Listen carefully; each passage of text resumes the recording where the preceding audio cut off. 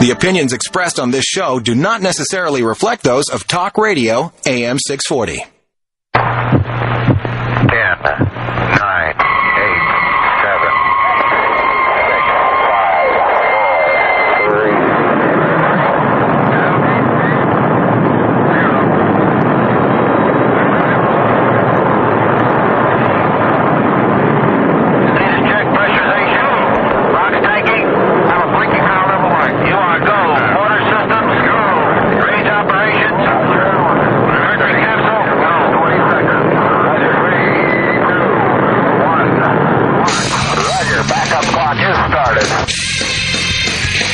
Extreme radio for extreme times.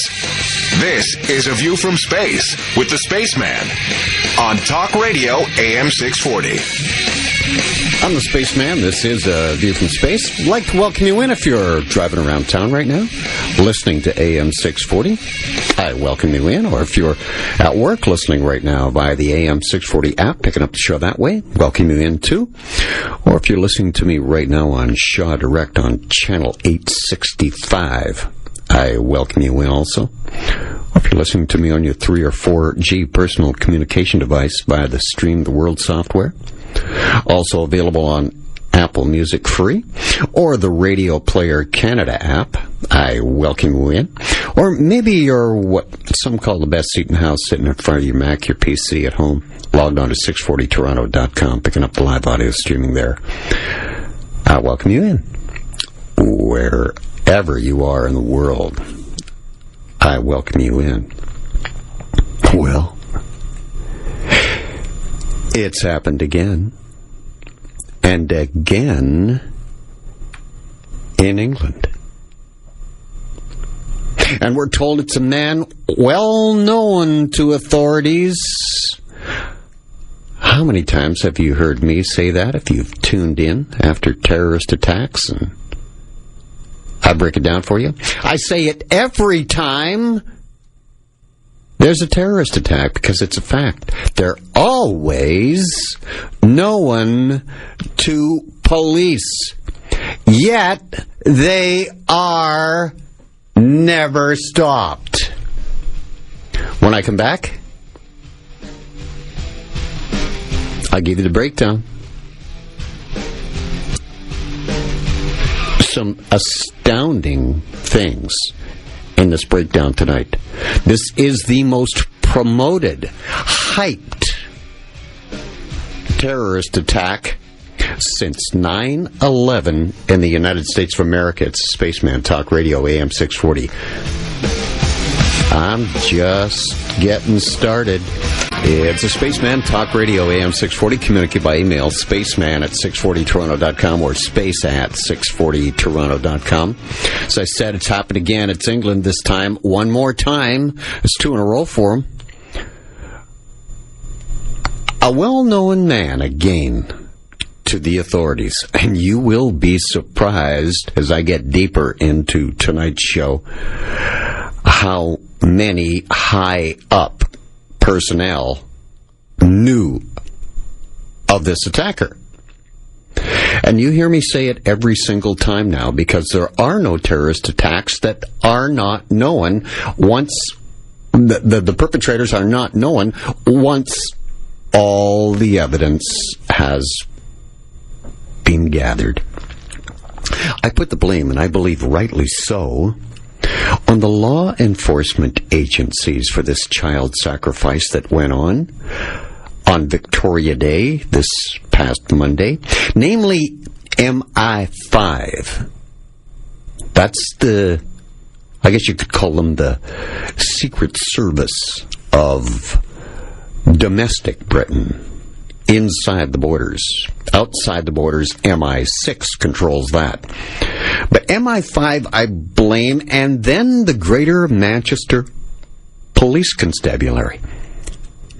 Now, for a country, Britain, all of the UK, that was at its second highest terror alert threat level at the time of the attack, and then immediately raised it to the highest level in the aftermath of the concert attack in Manchester, this being only the third time that the UK has actually reached their highest terror threat level under its alert system in all of its history, and the first since 2007, the 777 bombings. How could a backpack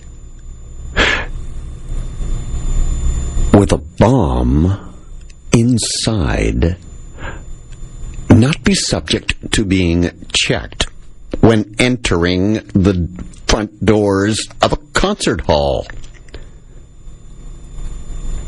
When going into a closely confined crowd of people? When we already know we've been lectured over and over again about how the so-called enemy likes to attack crowded public places. And by the way, as I said at the very outset of the show tonight, with the Manchester concert hall bombing, nobody is talking, not hardly any mention of it at all, of the 29 killed, more than in Manchester, in Egypt yesterday. 29, by the way, hidden 11. Wait till you hear the 11s in this Manchester attack. So 29 now dead, many children. It's not that this was the biggest thing with Manchester. Well, they were kids. They attacked kids. Well, they attacked a bus that had a ton of kids on it, too, with the adults on Friday in Egypt, just outside of Cairo. 29 dead. Got aboard the bus and opened up with Uzis. This latest terror attack, this latest terrorist supposedly sneaks a bomb hidden in this backpack into the foyer of the Manchester concert hall, the arena, filled with young people. And as the show's over, the last song that's sung is the title track to the hit song of last year and the tour, Dangerous Woman. How revealing is that? He detonates a bomb filled with nails and ball bearings in Manchester Arena in England, and detonates this thing that kills 22 people, mostly young teen girls and preteens. As they're all filing out, the show is now over. Dangerous Woman has been performed, and boom! 22 killed, a double 11. And the tour was called the Dangerous Woman Tour. After Ariana Grande's 2016 hit song Dangerous Woman is where these words came from. However, a planned event. How more obvious can the Illuminati get for you than that? It's no coincidence. No. Again, as most people say in my experience, when these glaringly so-called coincidences appear in these terror events. Want another coincidence? Well, here it is. Ariana Grande, raised a Roman Catholic, but abandoned Catholicism during the reign of Pope Benedict XVI, but now she follows another religion, the Kabbalah teachings, right out of the book of the Black Magic of Enoch. Mentioned many times here on ABFS, Talk Radio AM 640, the Kabbalah teachings. But she now follows these and not Roman Catholicism, the Black Magic of Enoch. Grande has followed this religion since the age of 12, along with her brother Frankie.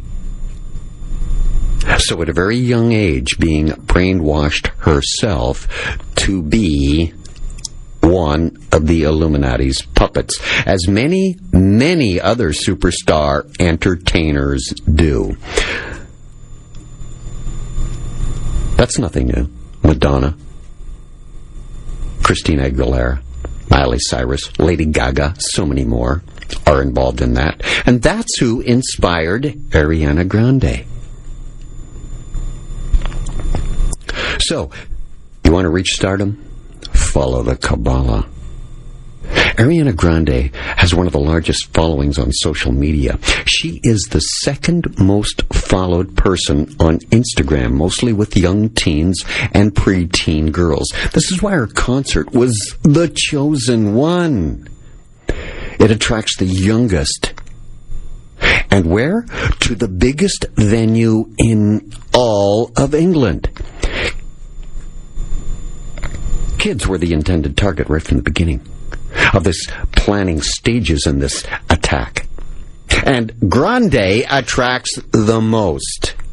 Now, the Illuminati-controlled mass media want you to believe that the so-called religious extremists who supposedly planned this are supposed to have planned it with so much insight into Western pop stars like Ariana Grande and their demographics. Meaning who adores them and who attends their shows.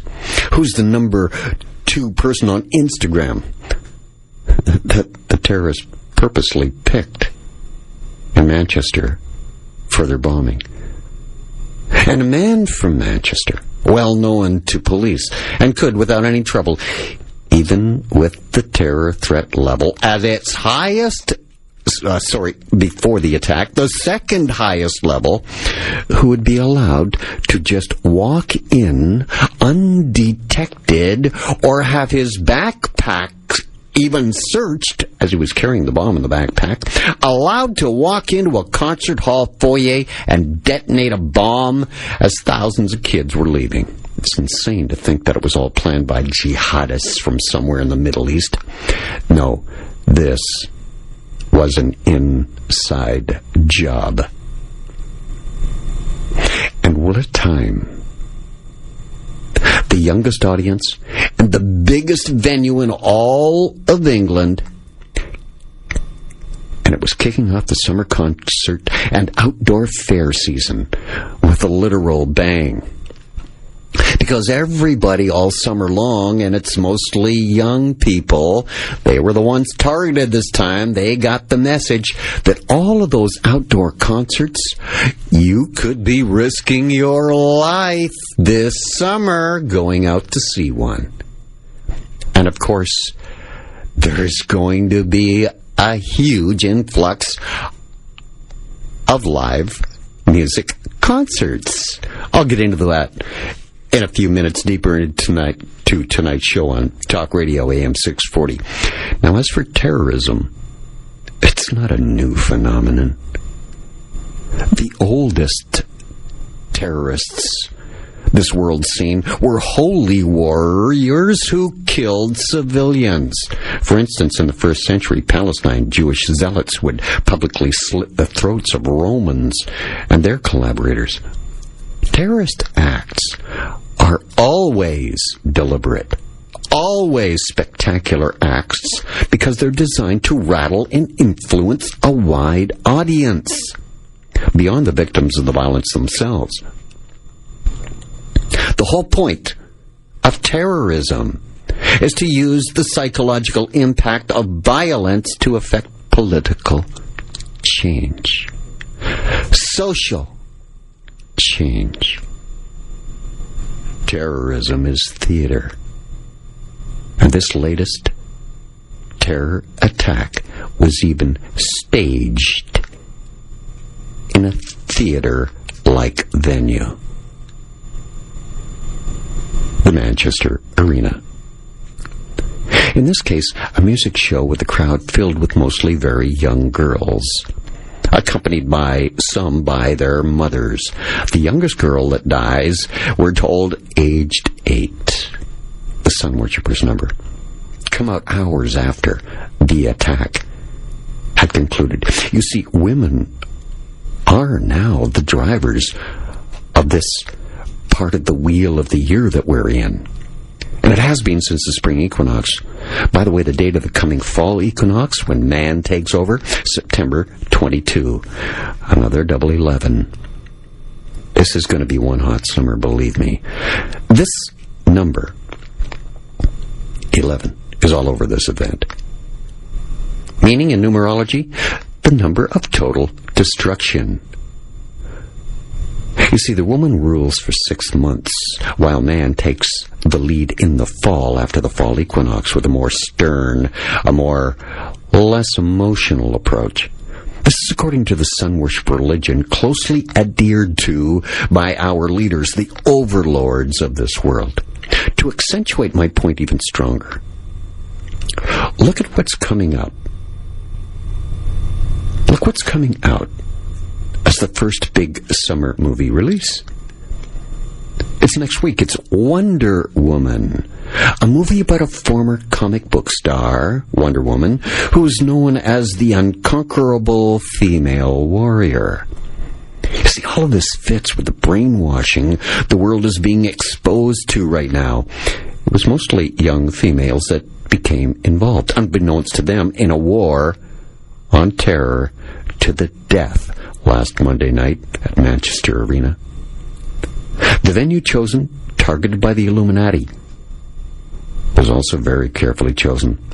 It's located in a city that has a very, very, very famous team, as well as Manchester United, the Red Devils. The venue chosen, targeted by the Illuminati, carefully chosen, located in a city that's known by the police as one of the hotbeds of Islamic extremists. In all of England, a group of Gaddafi dissidents, for instance, who were members of the outlawed Libyan Islamic fighting group, lived within close proximity to Abedi, this latest bomber, in Whaley Range, in Manchester. Among them was Abdul Basit Azuz, a father of 4 from Manchester, who left Britain after living in Manchester to run a terrorist network in Libya overseen by Ayman al-Zawahiri, Osama bin Laden's successor as leader of Al-Qaeda. Al-Suzuz, the father of 4 from Manchester, is also known to be an expert bomb maker. In fact, was accused of even running the Al-Qaeda network in eastern Libya. The British newspaper reported back in 2014 that this man, Azuz, had 200 to 300 militants under his immediate control, and, as I said, was an expert in bomb making. More next on Talk Radio, AM 640 at Save the FS. I'm back in a moment. It's Talk Radio, AM 640. Thank you so much for your email. Got a couple of locations, 2 addresses, space at 640toronto.com and Spaceman at 640toronto.com. So as I said before the break, a man known as one of the expert bomb makers who actually ran the Libyan terror network obviously figures prominently in this mess in Manchester that happened last Monday. Many former Manchester Muslims, by the way, go back to the Middle East to fight for ISIS. And that Manchester Arena, where the bombing event took place, has the highest seating capacity of any indoor venue in all of the United Kingdom, and second largest even in the whole European Union. It's got a capacity of 21,000 and is one of the world's busiest indoor arenas. It was actually a key part of Manchester's failed bids to host the Olympic Games, first in 1996 and again in 2000. These terror events are being staged to bring about a third world war. I can assure you of that. It was just earlier this week, just prior to the British federal election coming up, that Prime Minister Theresa May heightened their terror alert from the second highest, severe, to the highest level, critical. It now sits tonight as I speak to you back down to the second highest level, that being severe, done earlier today. I believe it was before the Chelsea Arsenal game. The FA Cup that was played. Prince William actually was in the crowd at that game earlier today. This threat level is determined by MI5. It's based on their intelligence gathering services, they say. There's 5. Number 1 is low. An attack is unlikely, is what that means. Moderate means an attack is possible, but not likely. Then number 3 is substantial. Means an attack is a strong possibility. And then severe, number 4, meaning attack is highly likely. Yet Prince William possibly, and I think is going to be, the next in line to the throne, to be the king of the United Kingdom, is in public at a soccer match.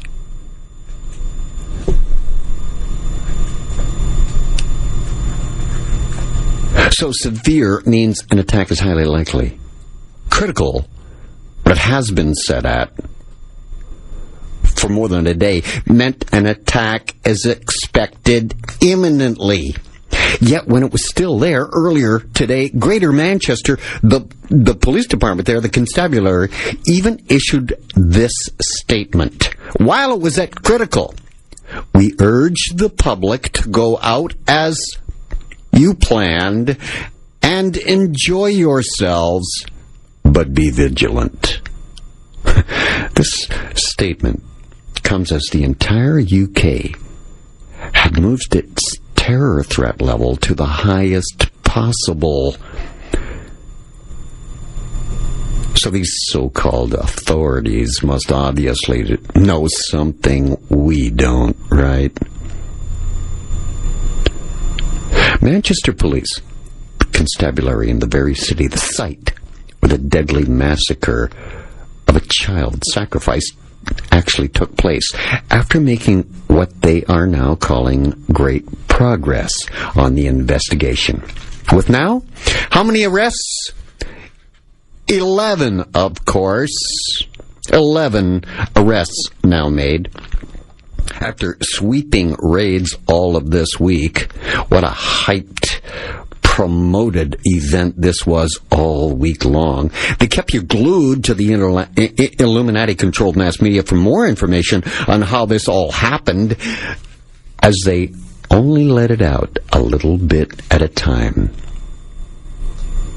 And they had some side dalliances, too, bringing in Donald Trump, as there was a leak on hours after the bombing that the New York Times got a hold of, the picture of the backpack and partial evidence of the bomb that was in it,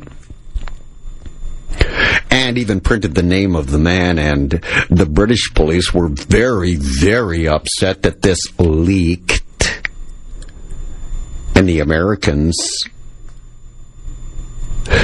really were out of line publishing it in the New York Times. Because you see, Donald Trump is the disruptor, and that's his job. Remember the Westminster Bridge attack? I opened the show with, there's been a couple in a row now. Terrorist attacks in a row in England.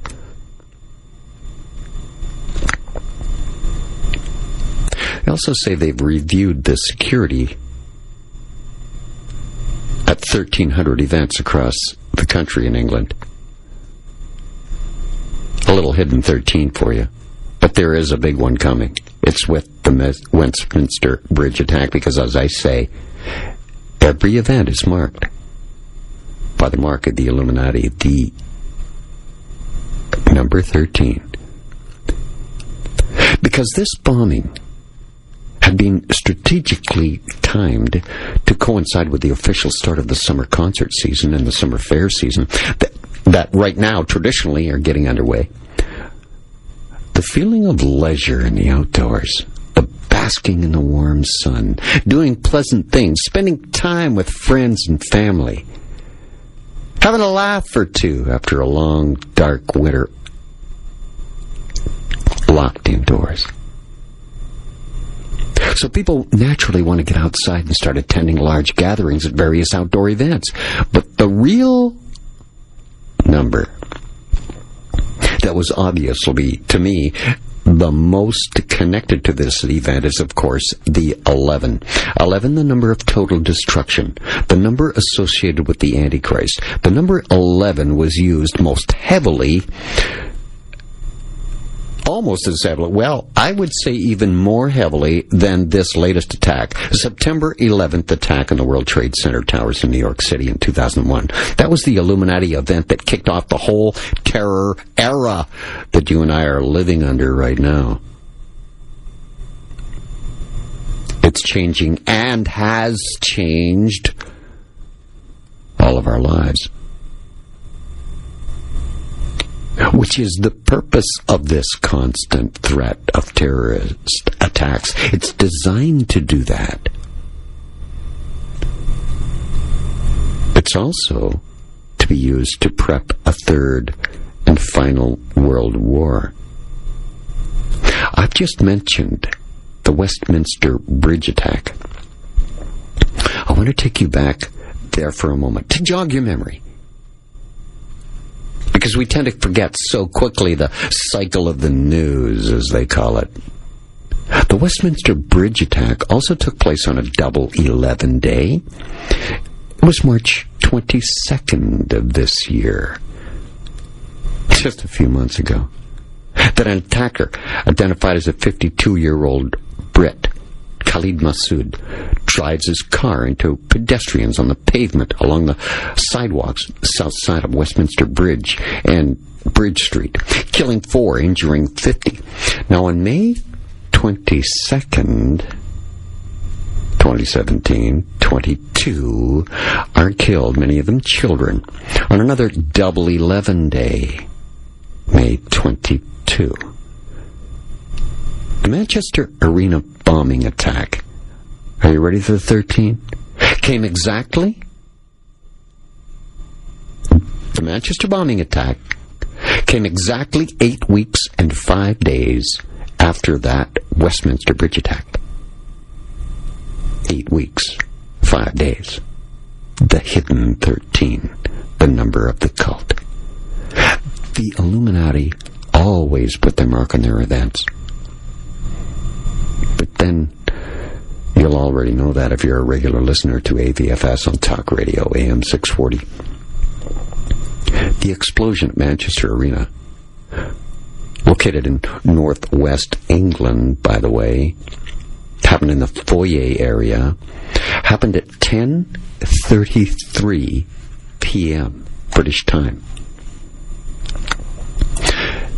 Now let me tell you, this child sacrifice, because that's exactly what their god Satan wants, innocent blood.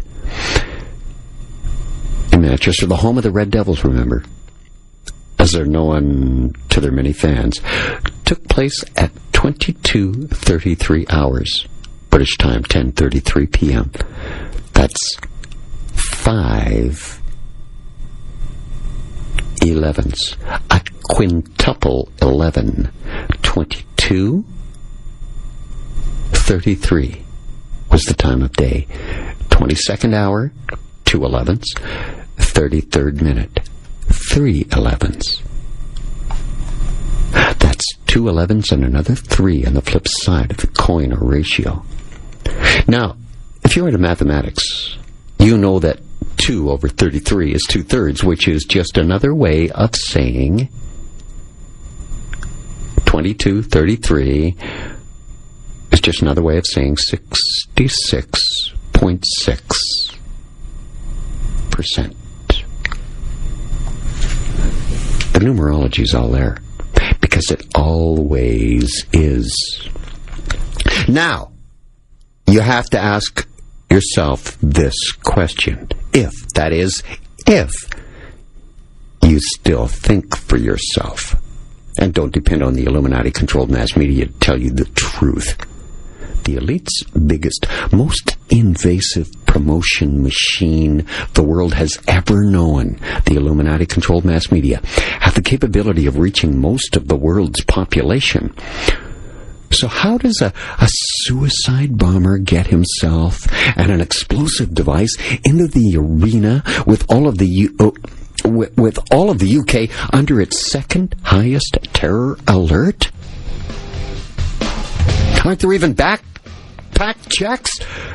Metal detector that would have caught this man with what he was carrying, and all of this horrific carnage might have been stopped if it wasn't allowed to happen before it happened.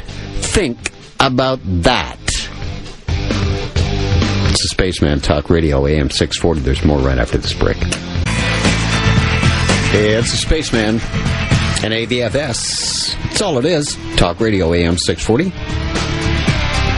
Communicate by email. You know that. Spaceman at 640toronto.com or space at 640toronto.com. How does a suicide bomber get himself and his explosive device into a crowded arena without any checks? A man can walk into a crowded venue with the terror alert at its second highest with a bomb in his backpack, undetected, then detonated after the show ends as they're all leaving. It seems totally implausible, doesn't it? But it happened. And they knew who the guy was all along. So do you know why it happened? How he could get away with it? It was allowed. That's why. Everybody.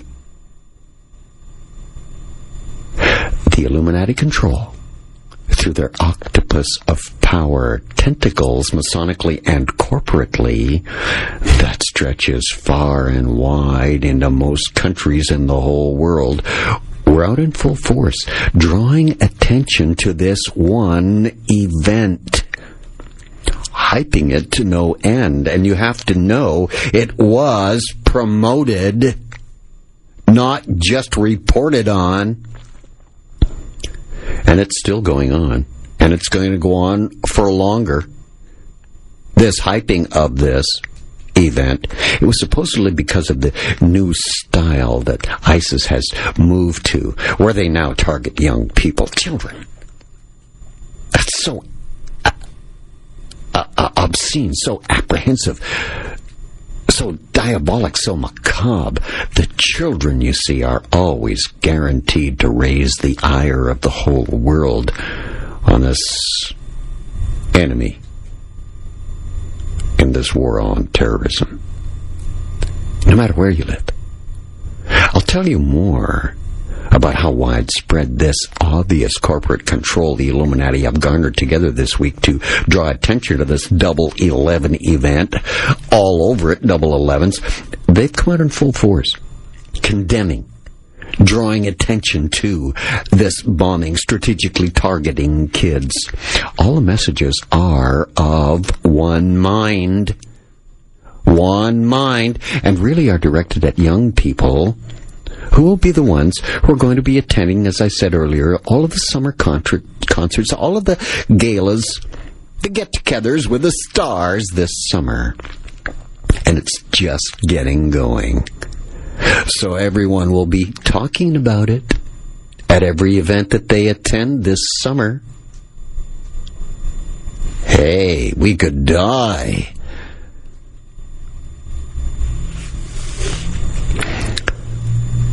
More on the summer concerts and the gala get-togethers with the stars coming up in minutes here on AVFS on Talk Radio AM 640.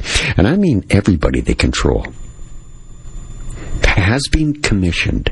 Even Queen Elizabeth II and Prince William, who I believe is future king, who was also speaking on behalf of his brother, Prince Harry, earlier, released a statement right after Queen Elizabeth II and Prince William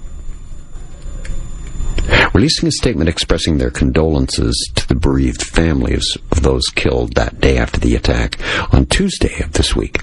Then on Wednesday, the following Wednesday, even the Queen was pressed into service.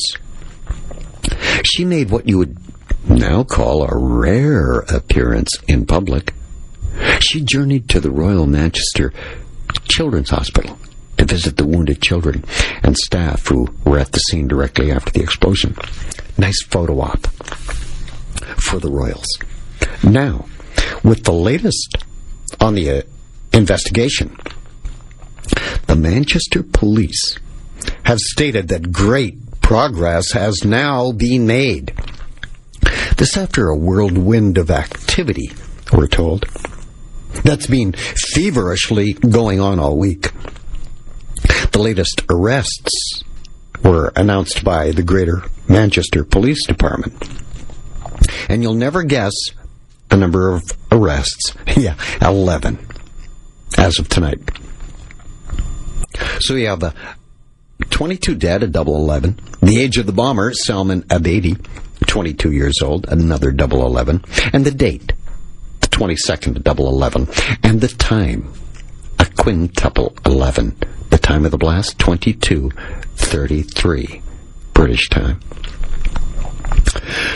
France's interior minister has dropped a bombshell of his own earlier in this week that Abedi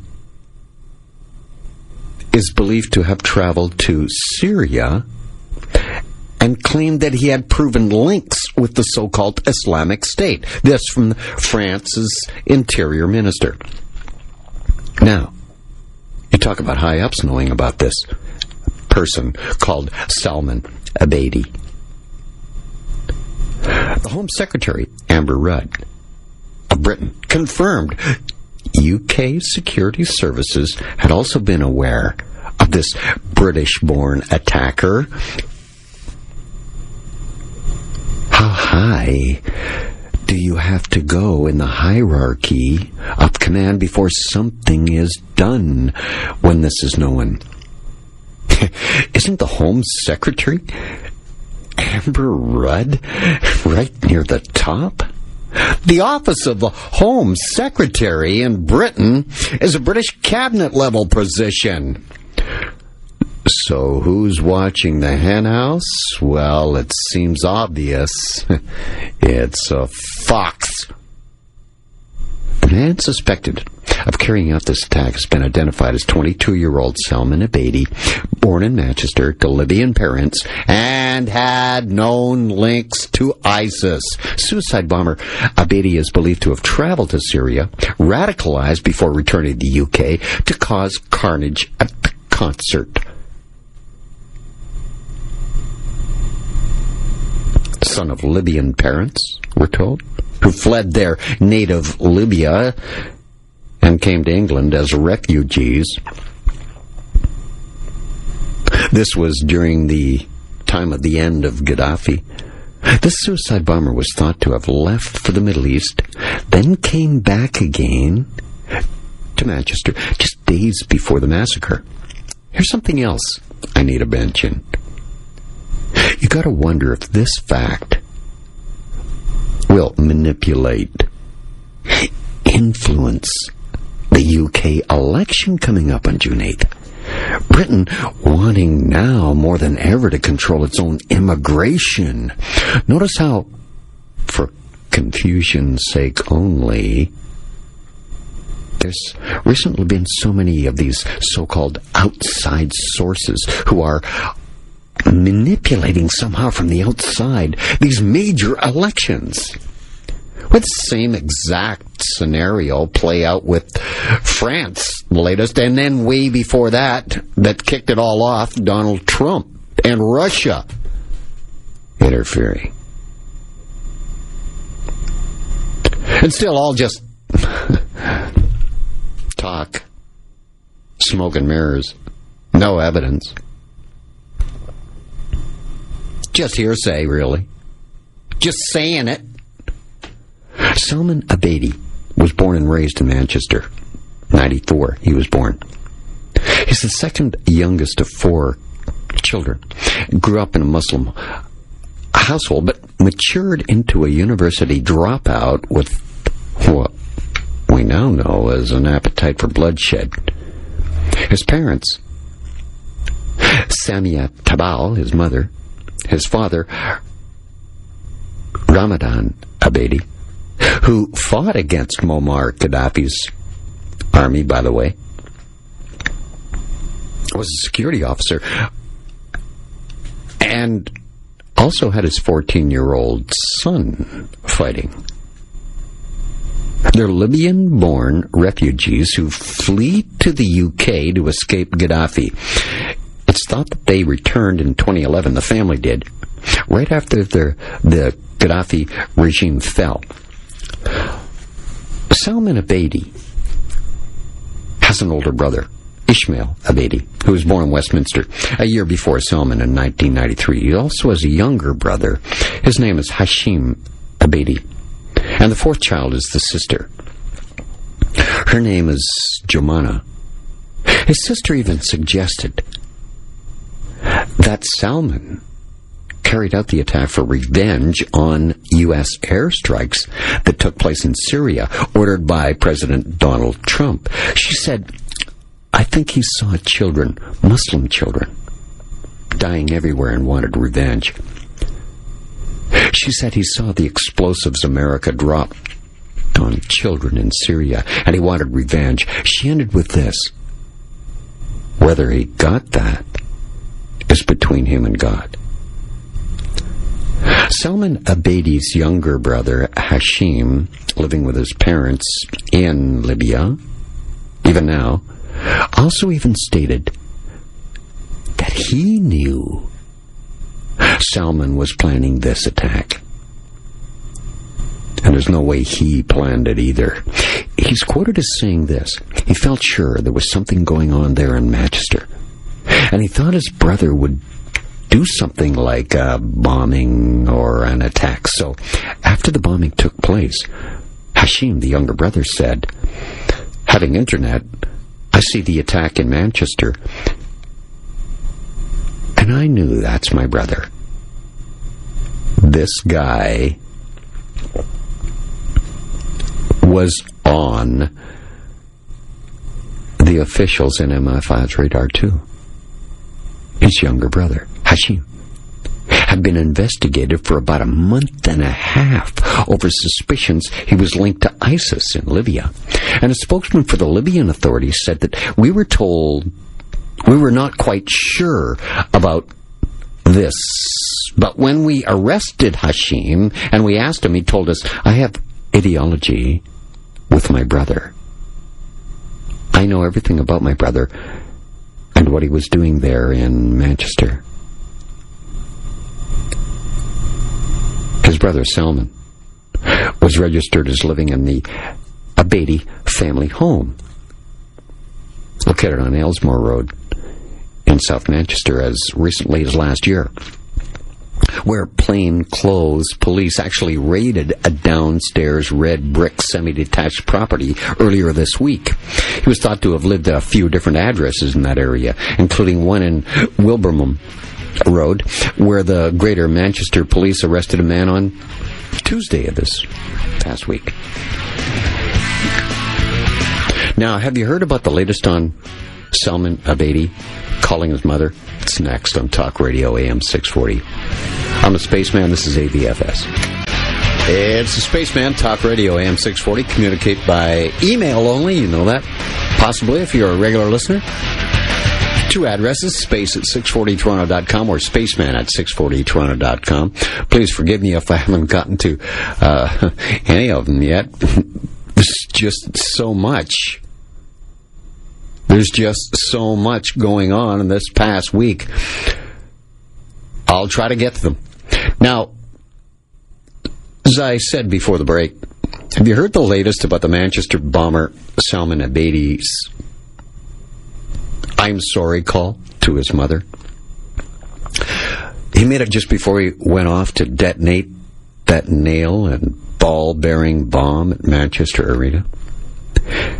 The I'm sorry call Let me explain just what Salman Abedi really meant by "I'm sorry." We've now learned that the bomber Abedi traveled to Libya last month, in April, a few weeks ago, stayed with his parents, who had moved back there after leaving Manchester, England a while ago. His mom, we're told, was so worried about him doing something horrible that she took his passport from him because she thought he'd been hanging around some very bad people. He told his mother he needed the passport back. She said, "Why?" He said, "Well, I want to make a pilgrimage to Mecca, Saudi Arabia." So, if you're not aware, all Muslims must once in their lifetime make this trek, this pilgrimage to Mecca. So she gave it back to him. He took the passport. Then he first went straight to Istanbul in Turkey. Then he travels... Turkey is the gateway, by the way, to Syria and out. Then he travels to Syria after that. Then to Munich, Germany. Then finally to his last stop, to Manchester. Where are they getting all the money from? Oh, never mind. You don't want to ask that. Somebody could be funding this group. All of this happened in just the last few weeks that led up to this bombing. He called his mom to say, "I'm sorry," not for what he was about to do, what has turned out as killing 22 people. That's not what he was sorry for. That's not what he was saying that for. But he was sorry for lying to his mother about where he was going to go when she gave him the passport back, where he was going to travel to. Originally, he said to Mecca in Saudi Arabia for a religious pilgrimage.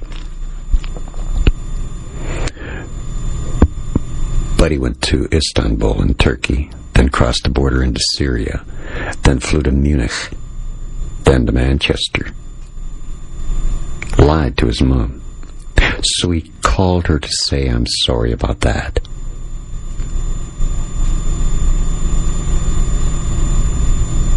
Because instead of going to Mecca on his pilgrimage, instead he went back to Manchester to execute what turned out to be 22 kids. While he was growing up in England, Abedi attended Burnage Academy for boys between the years 2009 and 2011, and then on to Salford University, 2014, where he actually studied business management before dropping out. It said Abedi began his course in 2014, attended some lectures for a couple of years, but then stopped going. He was supposedly to have graduated this summer, by the way. He didn't live in university accommodation when he was going there either, and he hadn't been in any trouble at the university, not on any radar at all, no problems, no anger problems, no religious problems.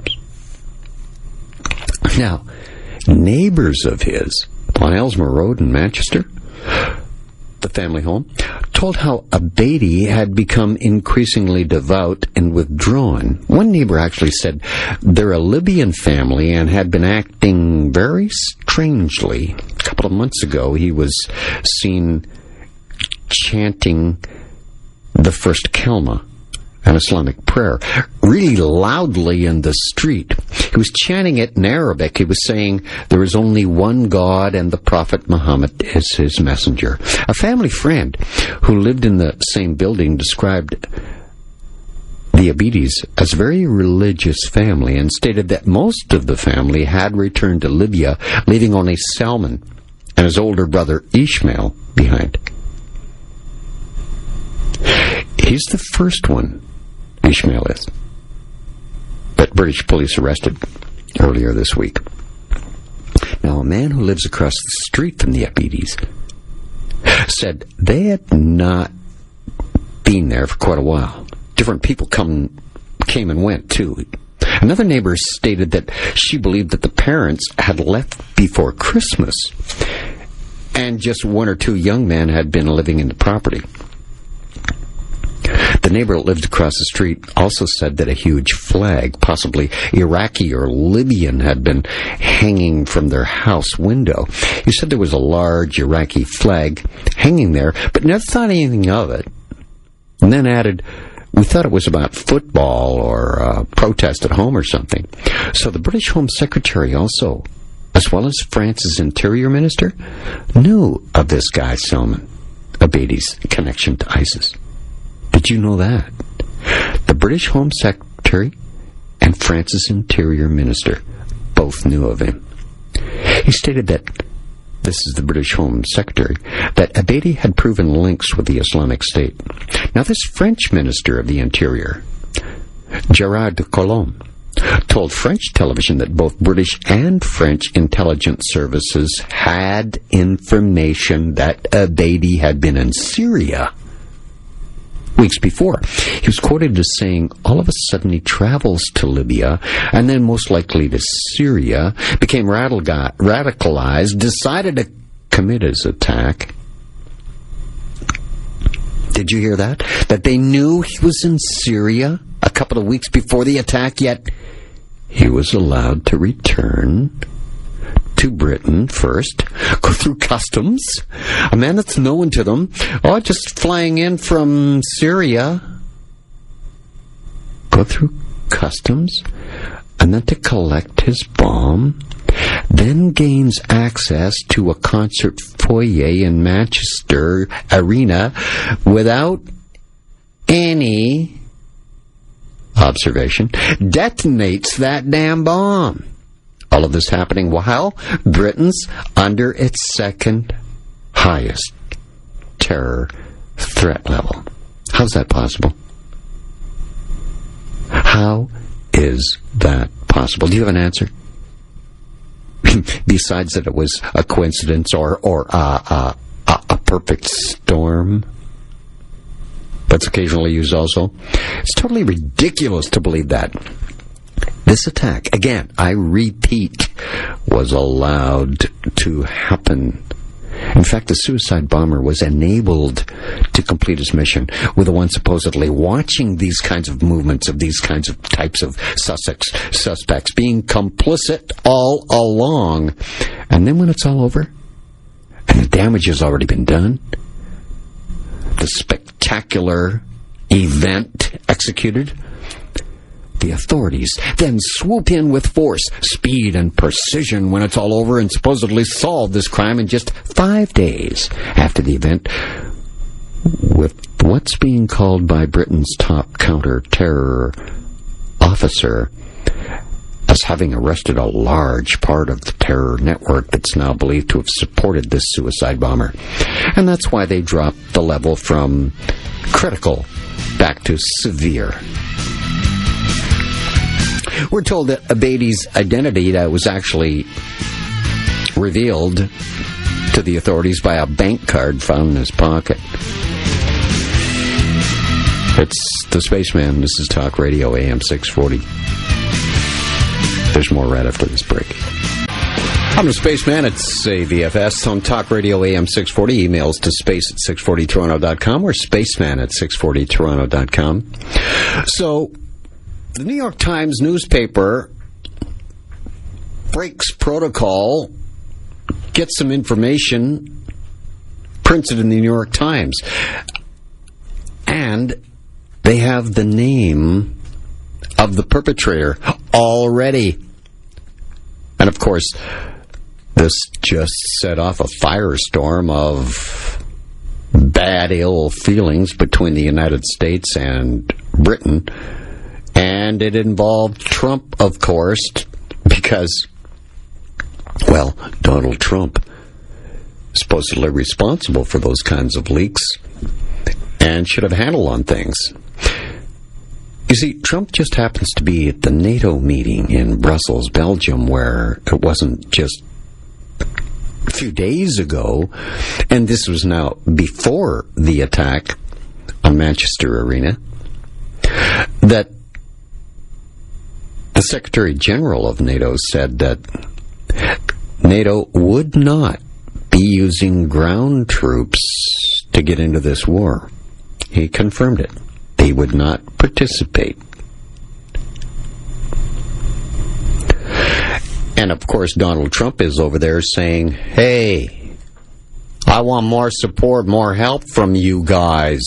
I want all of the countries in NATO to start paying their fair share of 2%, which nobody really is except for a couple of countries. He was there to disrupt. He was there to disrupt things. That's what Donald Trump's job is. He was purposely put in power by the elites to do just that, to disrupt. He disrupted the media with the fake news thing. He was the first one to say that, although I've been talking about fake news for the last 15 years. It's actually just called propaganda. That's all it is. And it gives the authorities, the elites, the Illuminati, the wherewithal, the excuse to sort fake news from the real news. Who's going to be the editor of that, do you think? Well, we already know. Nothing gets out unless it's correct thinking.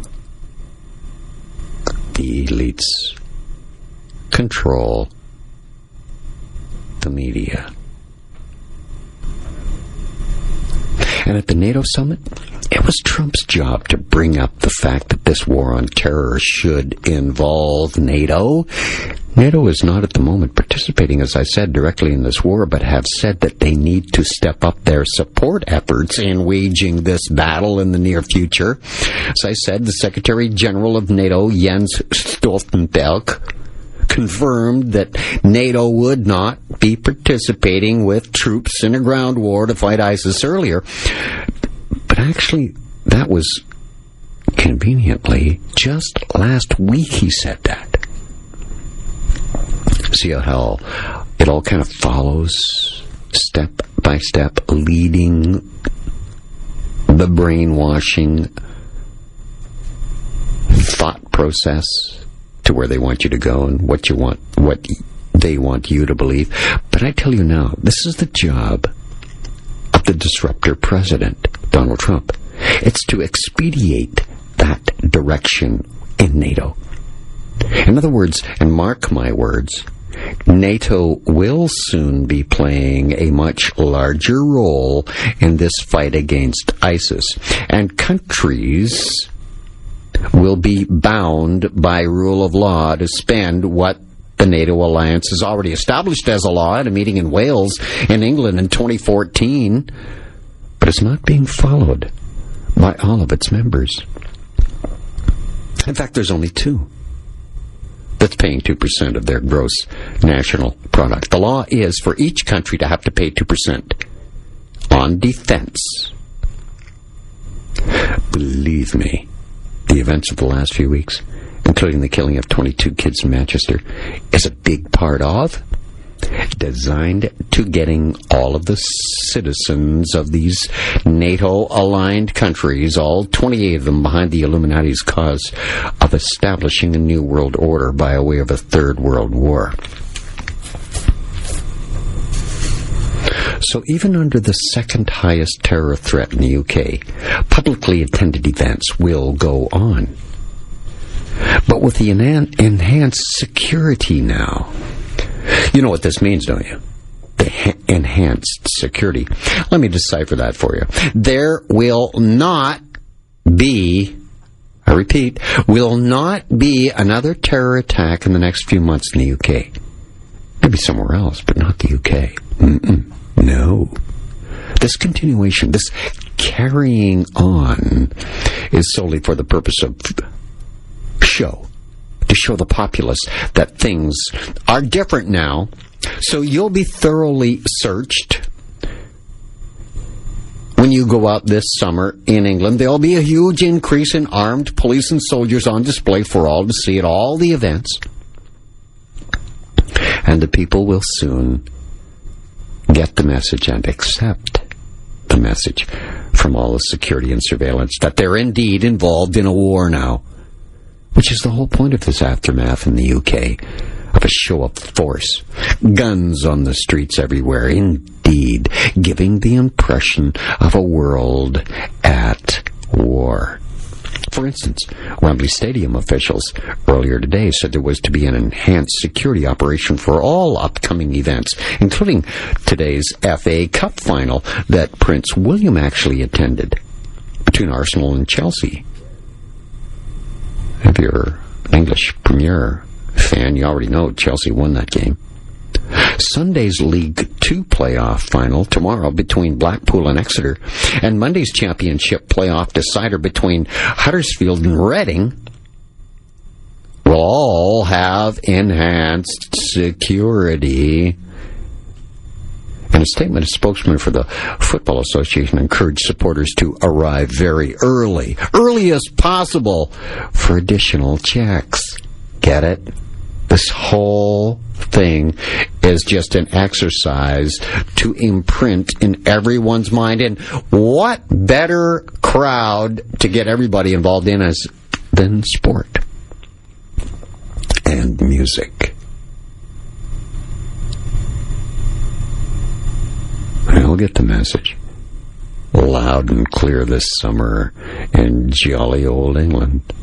An English Football League spokesman said there have been no specific threats against sporting events so far, but urged fans to be vigilant of the surroundings at all times, stay alert, not be alarmed.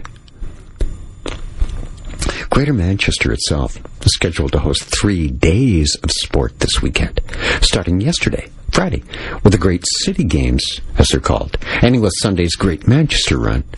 More crowds gathering in public places. Remember now, the whole country is now under the second highest terror threat possible, standing at severe. It means that an attack is expected at any time. Yet there's all these open public events, sporting events attracting great crowds this weekend. Makes sense to you? Not to me.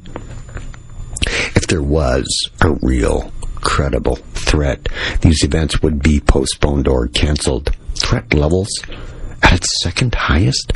But just look at what happened almost immediately after the concert attack, just a few short hours after the bombing.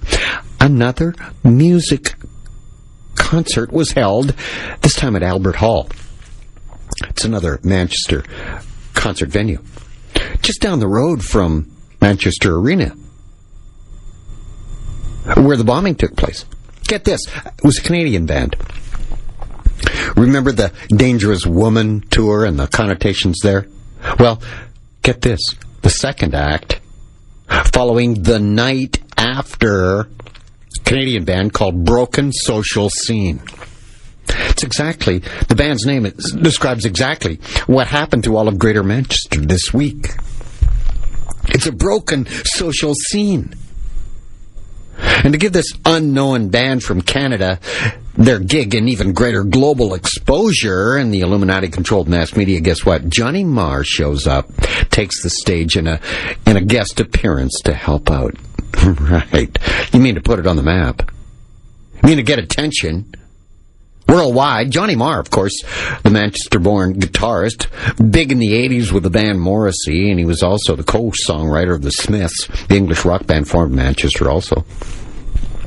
And just look at the promotion this Illuminati event has mustered. And I mean hype. All hands are on deck. Even the Queen was out. Prince William was out alone. For all at the promotion that this Illuminati event has garnered. They got everybody they control. The businesses, the corporations that are controlled by the elites. Liam Gallagher of the Manchester-based Oasis band is now scheduled to do a benefit concert this coming Tuesday. And guess what's just been announced earlier today? Next Sunday, a week from tomorrow, Ariana Grande makes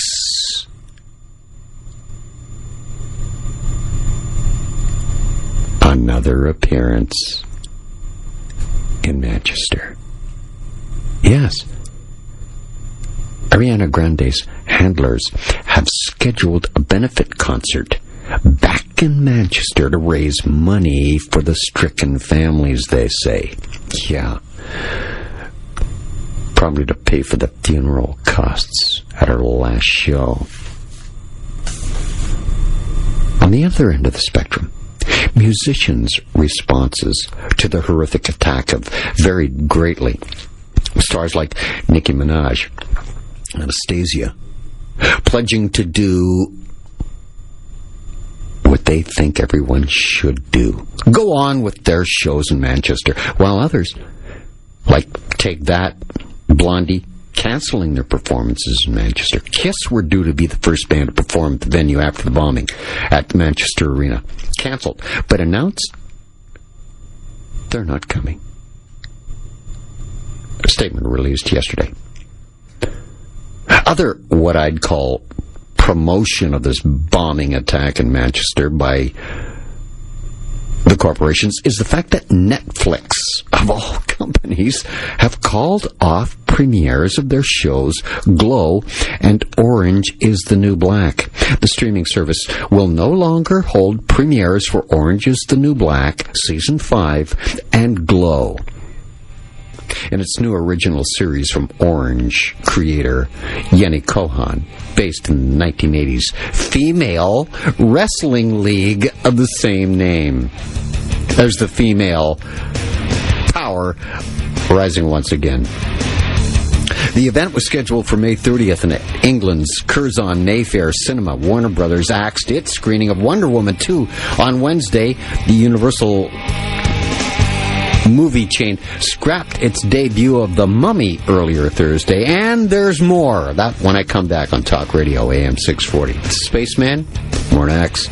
It's the Spaceman. It's Talk Radio AM 640. Emails to spaceman at 640toronto.com or space at 640toronto.com. Thanks so much for the ones that you've sent. I really appreciate it. As I said, there's more of these cancellations on one side and then other bands coming back to get in on the act right away and promote it with benefit concerts. Ariana Grande, whose concert at England's Manchester Arena was the target of the bombing, canceled her whole European tour shows through June 5th, we're told. Yet another 11. June, the 6th month, the 5th day. She canceled gigs in Switzerland, including a couple of performances that had been scheduled to take place in London. All canceled.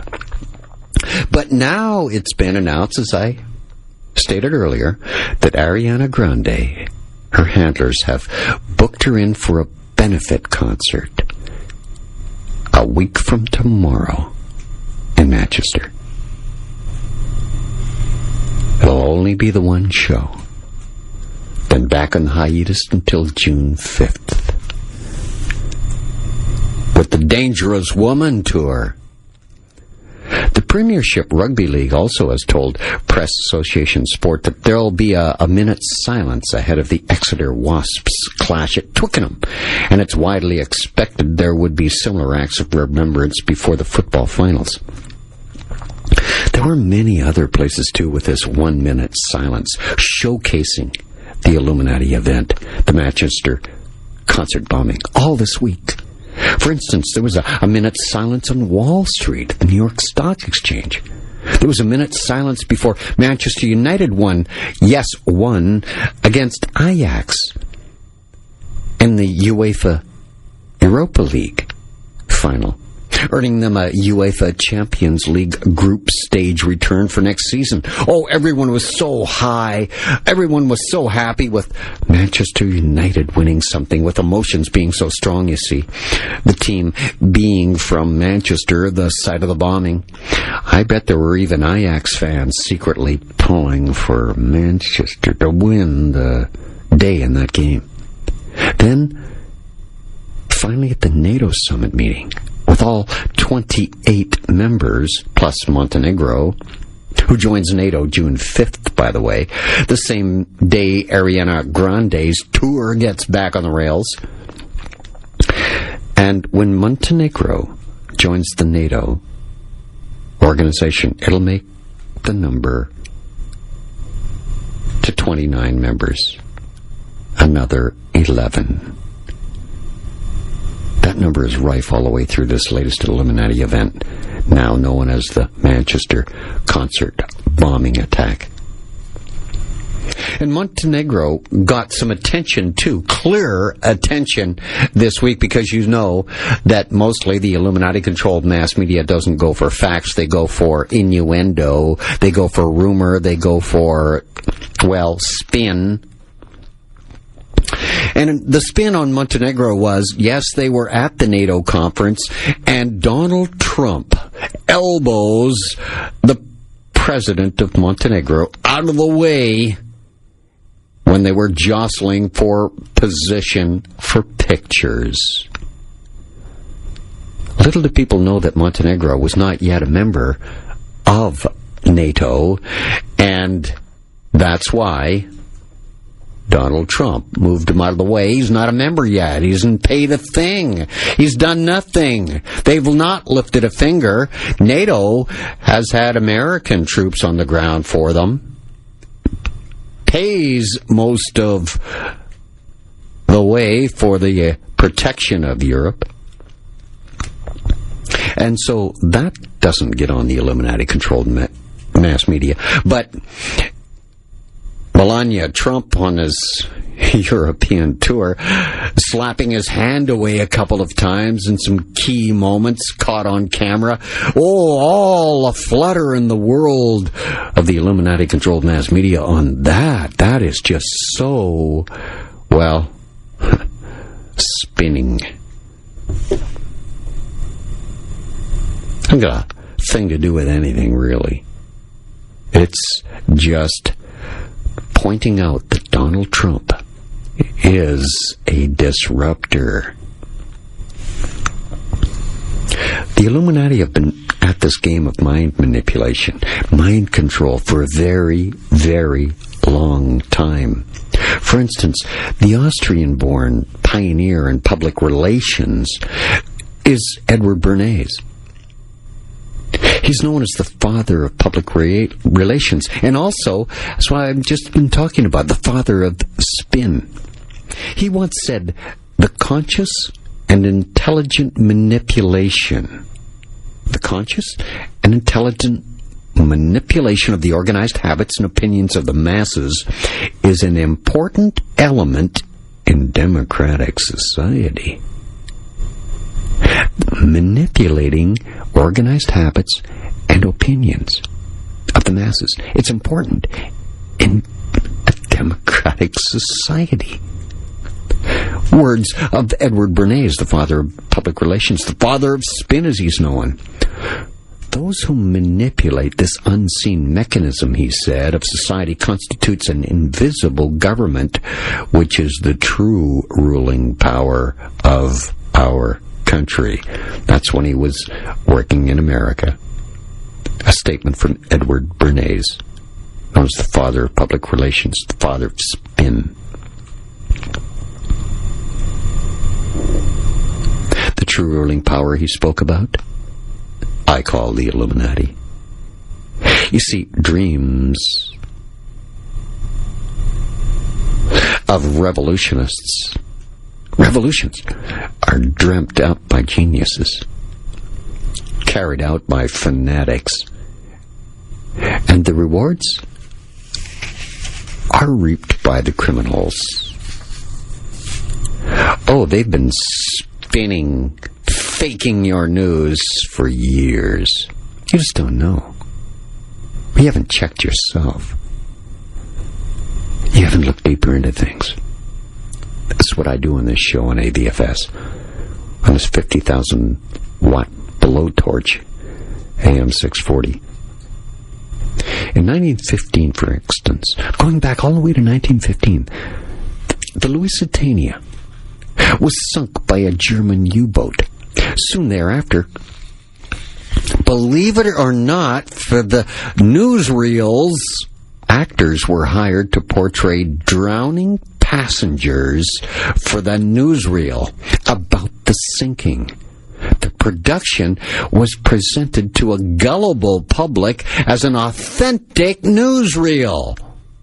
At first, the public did not question how a camera person could have been possibly available to film the tragedy. They didn't even think about that. In the early days of factual movie making, when the newsreel was an integral part of the cinema program, you saw the news, you see, before you saw the main feature. The audiences were given to understand and indeed believe that everything they saw on the screen was actually happening. The real thing. Just like millions and millions do in the Illuminati-controlled mass media right now on those screens that has virtual reality. Not the truth. Did you know also, in this mind manipulation of the media, encoded in the James Bond series of books, are what author Ian Fleming called revealing peaks of the great underwater iceberg. Fleming's work had to receive security clearance before it could even make its way into the novel or films of James Bond. So, even so, some information may have gotten past the censors. In the Bond film, Diamonds Are Forever, Bond penetrates Tektronix, a U.S. government establishment in the Nevada desert. There he comes across an interior moon set with an astronaut walking slowly across the foreground. Part of a lunar rover is parked on the right, and the U.S. flag is in the left background.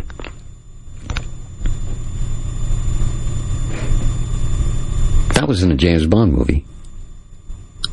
Walked into a set with a fake moon landing. Leaked out into a Bond flick. We never went to the moon.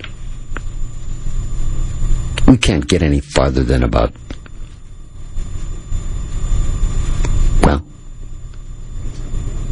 high as the International Space Station goes. That's about it. After that, it's all radiation. Burned up. The same suggestion of a hoax and reputed films of space explorations occurs also in the movie Capricorn 1, the Bond flick, released about 20 years ago. They've been at this a long time, believe me. In their book, Dark Moon, authors Mary Bennett, David S. Percy, present massive evidence calling into question whether the National Aeronautics and Space Administration, NASA, indeed ever went to the moon at all. Sentiments echoed by the author and publisher David Hatcher Childress, who declared that today's informed public cannot help but wonder, what is NASA really? What is NASA? Is it a movie studio? Is it a black budget operation? So black that even congressmen have no oversight? Is it a money laundering operation? The last possibility is suggested by the Houston Chronicle reporter. A story. It seems that Arthur Anderson, the accounting firm which audited the Houston-based Enron Corporation, by the way, also audited Houston-based NASA. Houston, we have a problem. Arthur Anderson reportedly overlooked a $644 million NASA accounting error. The Houston Chronicle benignly attributes the missing $644 million that was given to tax money given to NASA as an error, simply to supposed NASA space trajectory errors. Reportedly, the government accounting office, which noticed the mistake, informed NASA, and NASA's response was literally, "Oops, you're right." A government accounting office's spokesman quickly absolves NASA, saying that the error appeared to be a genuine accounting mistake. In other words, the government accounting office says the error appeared to be a mistake and that there were errors that were committed. It's Spaceman. It's Talk Radio, AM 640. I got more right after this break. We got to call the Spaceman. It's Talk Radio, AM 640. Emails to spaceman@640toronto.com or space@640toronto.com. Got you covered there. So the Austrian-born pioneer, public relations, Edward Bernays, says the conscious and intelligent manipulation of the organized habits and opinions of the masses is a very important element in democracy. Those who manipulate this unseen mechanism of society, the brainwashers, the Illuminati-controlled mass media, and the ones that hand the media the stories that are to be passed off as truth, constitute an invisible government which is really, truly the ruling power in America, and indeed the world. Yes, as I've said, the elites have been at this a long time. And something else was leaked quite a while ago, 1993. It was just a silly, stupid little card game. You know, you have a whole bunch of cards played exactly like you would play poker, say, where, you know, one hand beats another hand, that kind of thing. The object of the game, first of all, let me tell you what the name of the game is. It's called, are you ready? The Illuminati New World Order card game. The object of the Illuminati New World Order card game is to take control of the world in this game. You start with a single Illuminati card representing your own secret conspiracy. During the game, you take over other groups represented by cards. And these groups are added to your power structure and do your bidding. Each card has a different type of power. So unless a foe takes them from you, you may win either by controlling enough groups or by fulfilling the special goal of your own Illuminati. So, the beginning of the game, you remove the 8 Illuminati cards from the deck. Yes, 8, the sun worshipper's number. They have dark backs to make them easy to find. You place them face down on the table. Each player draws an Illuminati card, places it face up before him, and draws its indicated income from the bank, placing it on the card. Leftover Illuminati cards are not used for the remainder of the game. Shuffle the remaining cards, including the specials. Then you place them face down in the center of the table. Turn 4 cards face up and place them in the center of the table. If any special cards are turned over, bury them in the deck and turn over new group cards to replace them. These 4 groups are the original uncontrolled groups, as they're called. Now each player rolls a pair of dice, and the player with the highest roll plays first. He follows the sequence of play. He starts by collecting more income for his Illuminati group, turning over 1 card and then probably trying to take over an uncontrolled group with his Illuminati, and the race for world control is on. Uncontrolled groups Well, if it is a special card, the player keeps it. He may place it face down or face up, whichever he chooses, in front of him. However, he must display the card. He can't hide it in his pocket. The other players do not have the right to know what that card says, but they do have the right to know how many special cards each player has. Moves like take 2 actions, take any free actions, do not count against the 2 actions a player is allowed during each game, and free actions may be taken before, between, or after a player's regular couple of actions. Then there's the transfer of money. Part or all of the contents of a couple of treasuries may even be moved to the treasuries of adjacent Illuminati groups, just like in the real world. Take special power action cards. Now, if the player has the Gnomes of Zurich card, well, this is a time when he may be redistributing his money between treasuries. If he's the Bermuda Triangle, then this is the time he might, reorganize his power structure. Play continues counterclockwise around the table until a player or a coalition of players wins by achieving their goals. Now, this game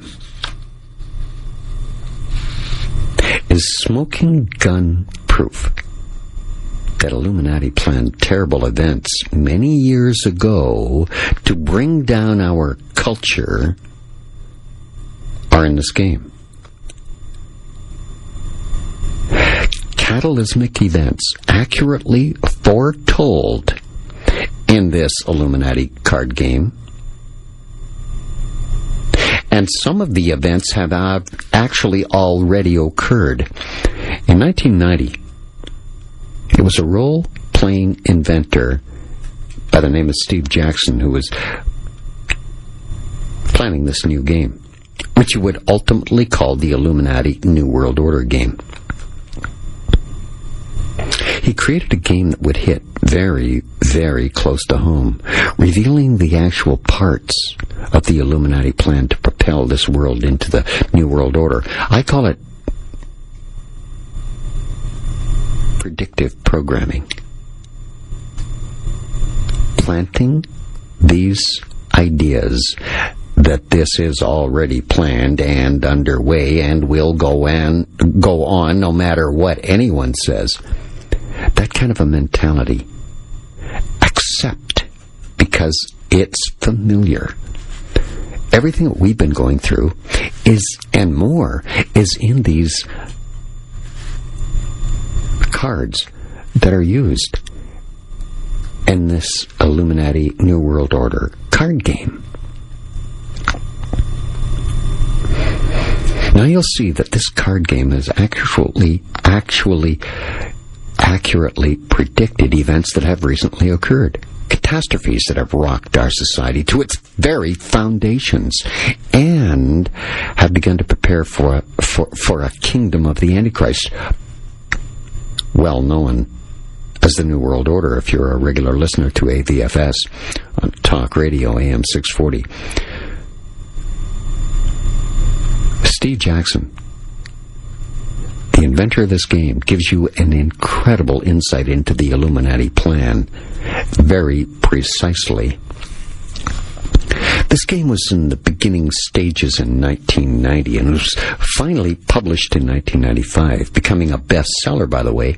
This Illuminati New World Order game won the 1995 original award for Best Card Game.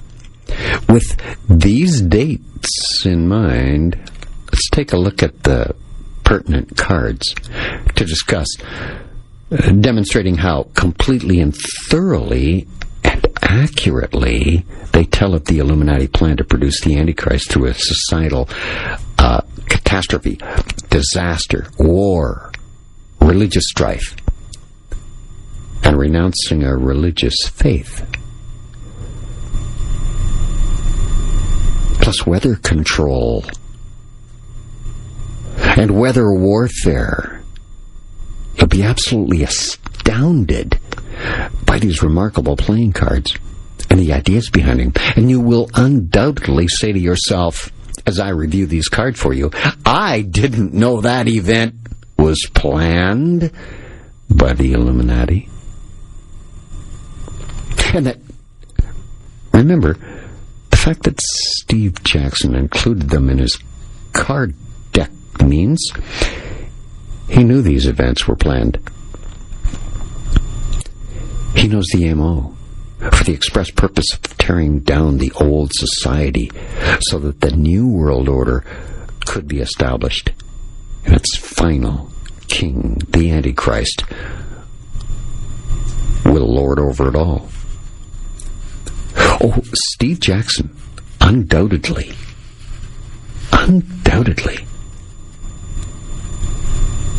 has given a predictive, programmed glimpse into the real workings of what's happening in today's newscasts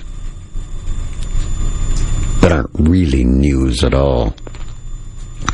Events that have already occurred. For example, one of the playing cards, the computer virus, it's called. All the data, it's lost.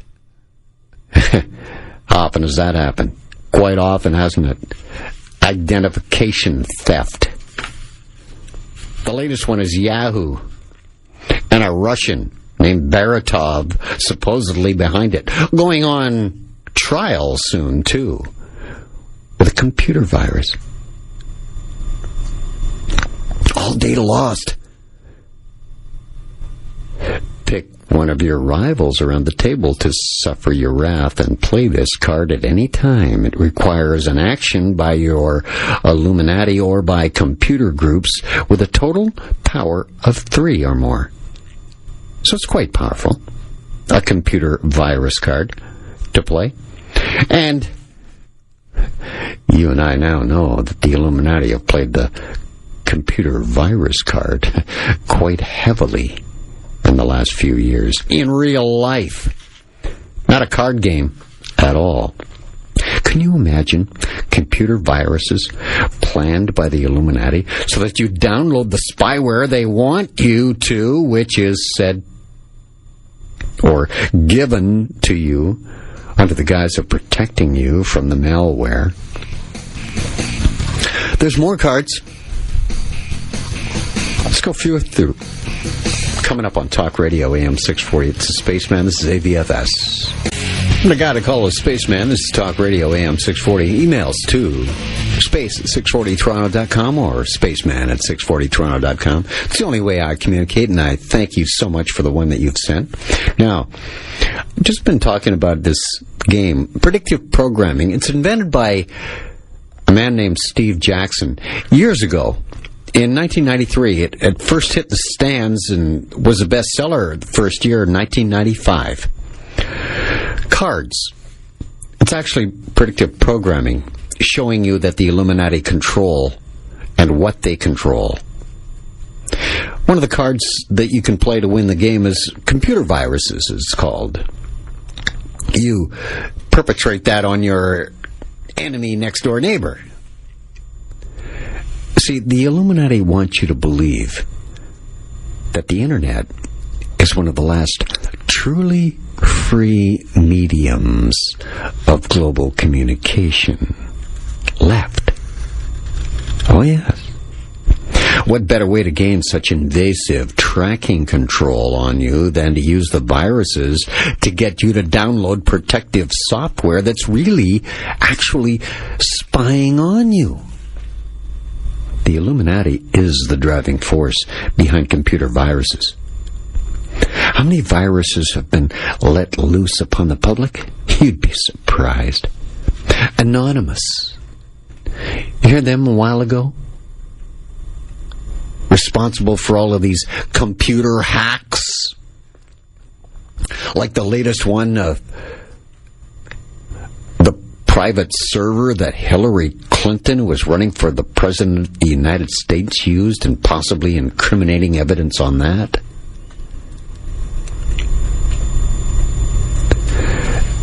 Yes, Ever since Brain.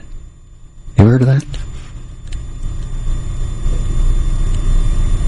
Brain, discovered quite a while ago. The very first computer virus, created in 1986. The antivirus researcher who discovered a new worm or virus generally is given the honor of naming it. Now, there's got to be 165,000 plus viruses, and counting. Those intrepid researchers are still managing to come up with new monikers for malicious software. Can you believe this? The Illuminati has caused 165,000 plus computer viruses since 1986. And the FBI? Well, they usually go about their business and occasionally arrest a poor, hapless computer hacker, accusing him of being the mastermind of the very sophisticated organization behind all of this.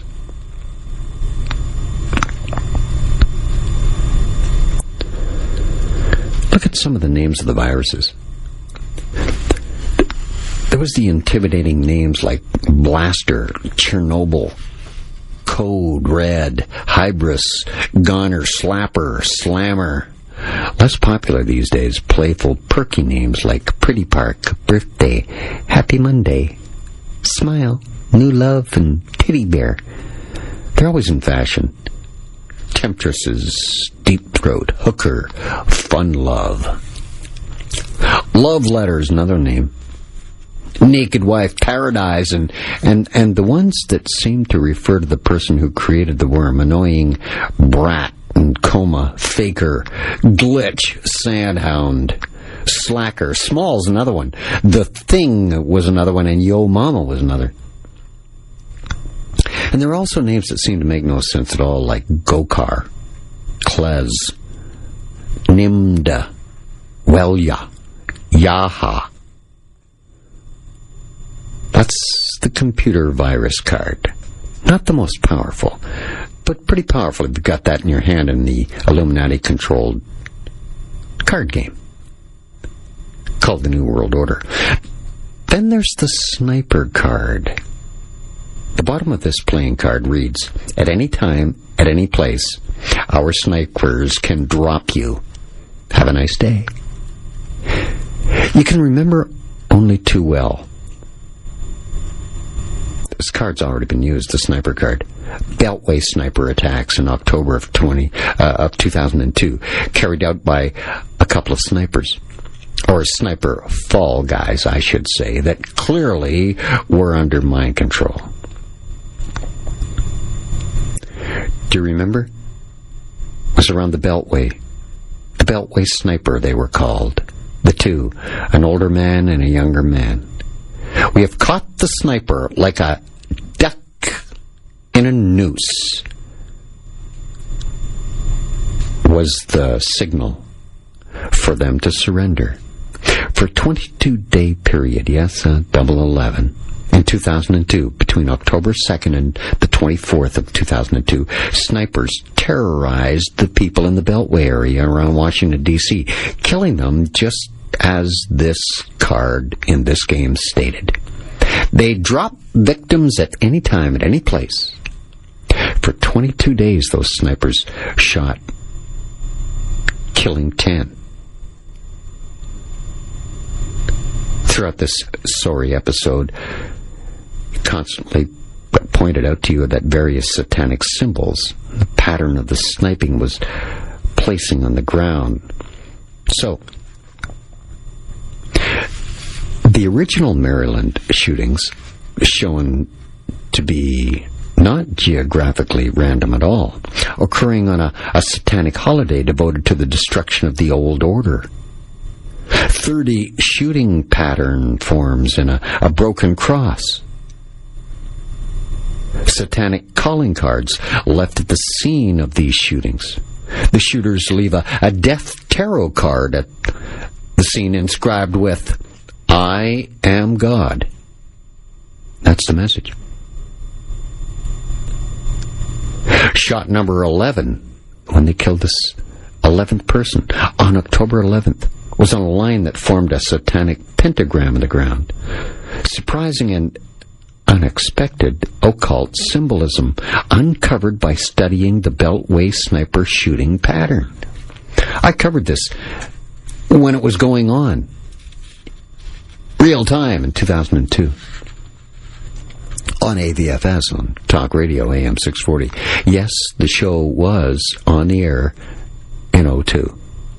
The ultimate end of this dialectic struggle, the Beltway snipers, was the all-out Third World War that will fulfill the Illuminati's vision.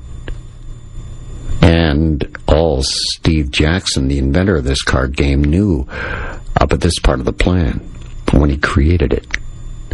Then there's this nuclear accident card. The playing card reads, Disaster. This is an instant attack to destroy any place. Its power is 14 against a huge place, 18 against another. Very powerful card, the nuclear accident card, as you would well imagine.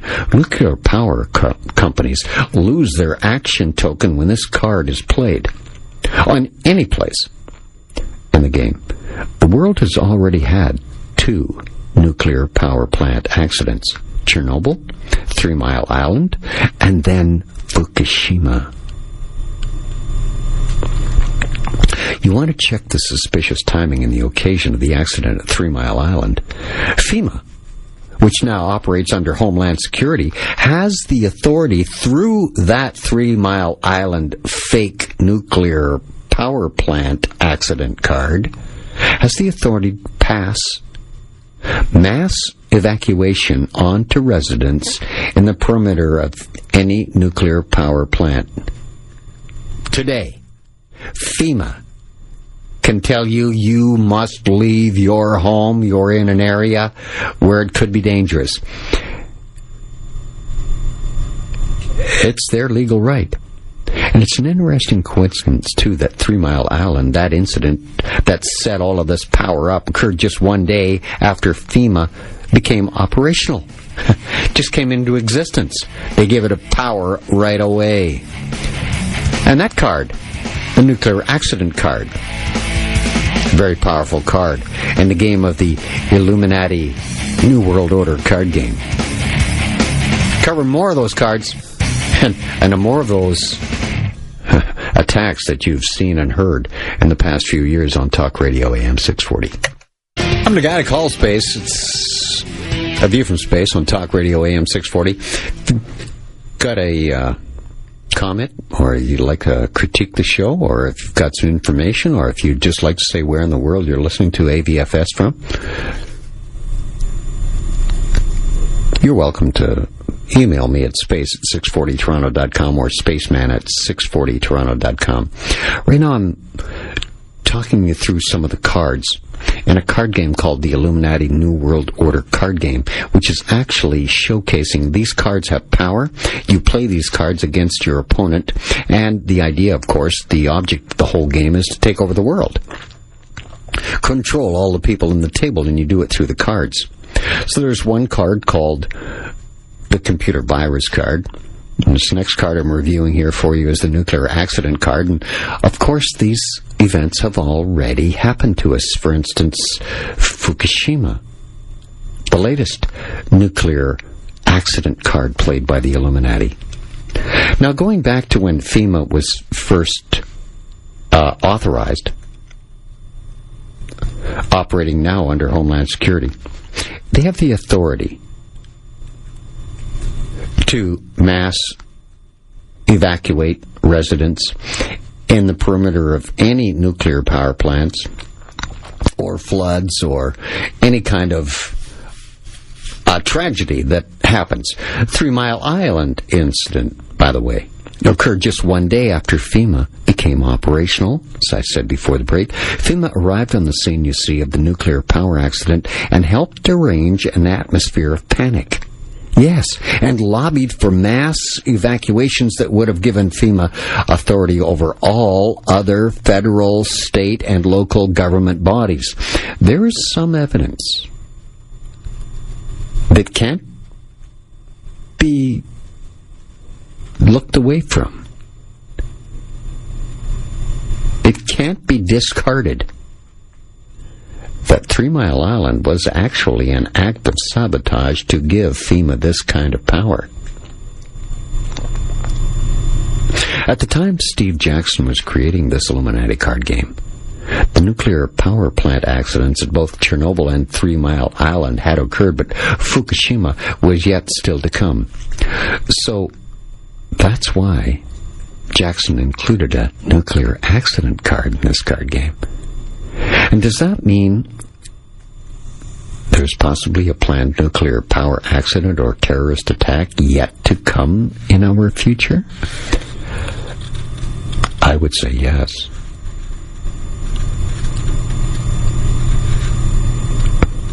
Next, the subliminals card. The bottom of this playing card for power in this game reads, "Their secret mind-altering messages are hidden everywhere." So, subliminal card.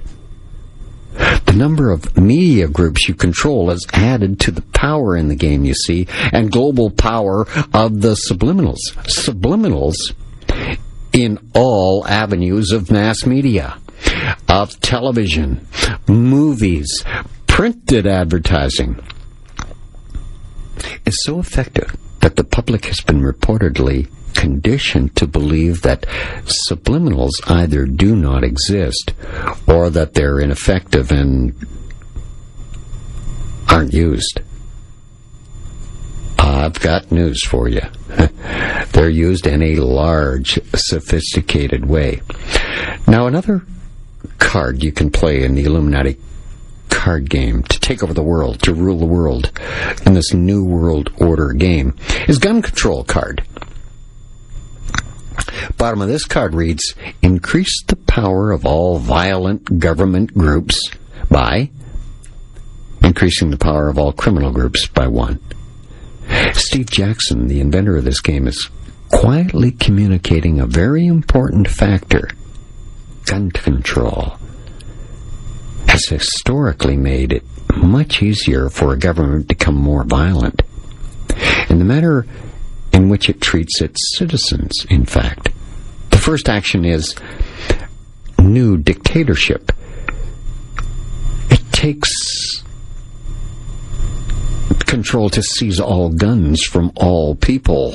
Lenin and Hitler both seized individual weapons under the same false premises that they were making their citizens more safe. And the reality was that they made their citizens more susceptible to a severe dictatorship. New Age author Bill Cooper wrote some pretty astounding books, had some very pertinent things to say on this subject. He said the government encouraged the manufacture and importance of military firearms for the criminals to use. This is intended to foster a feeling of insecurity, which would lead to people voluntarily disarming themselves by passing laws against firearms, using drugs and hypnosis too on mental patients in a process called Orion. The CIA embedded the desires in these people to open fire on schoolyards, inflame the anti-gun lobby.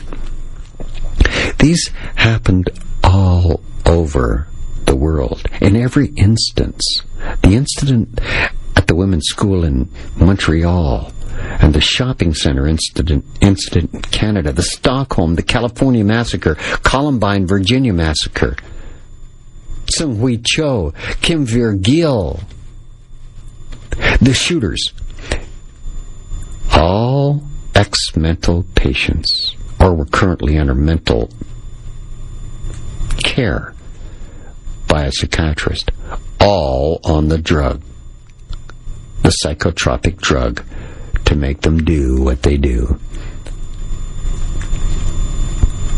These drugs, psychotropic drugs, when taken in certain doses, increases the serotonin level in the patient, causing extreme violence. Couple that with a post-hypnotic suggestion of control through an electronic brain implant or microwave or even an electronic low-frequency intrusion, you get mass murder, ending in every case with the suicide of the perpetrator. Dead men tell no tales. The bottom of this playing card reads, of course they read, the mail. During your turn, you may draw any 2 cards randomly from the hand of a rival.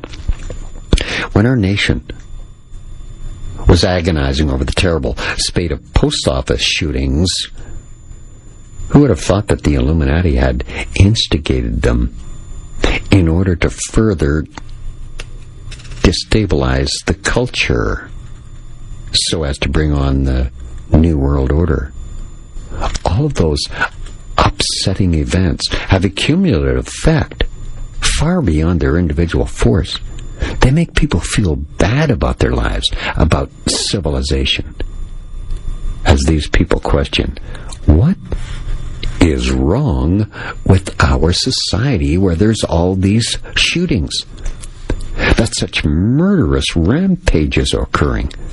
When enough of these upsetting events occur, the Illuminati will have enough people questioning our current society that they'll embrace the coming Antichrist as he proposes a brand new society based on brand new values. These shootings, plus school shootings, really stirred up the anti-gun lobby.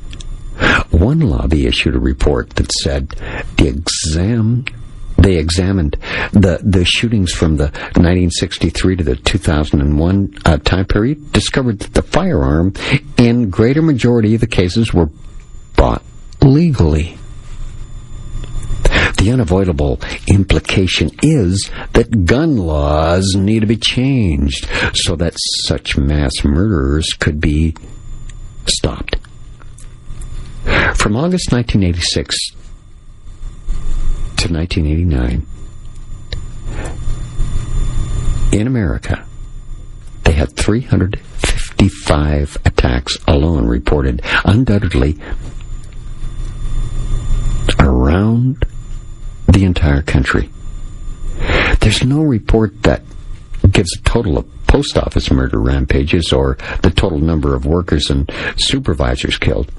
But the bottom of this playing card, called the gun control card, reads, a shocking news story distracts all media, and by the time it runs its course, the public has forgotten all about what the problem was.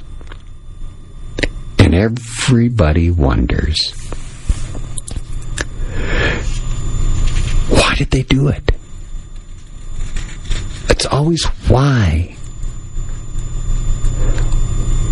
What were they thinking when they shot all those people? Well, they weren't thinking. They're programmed.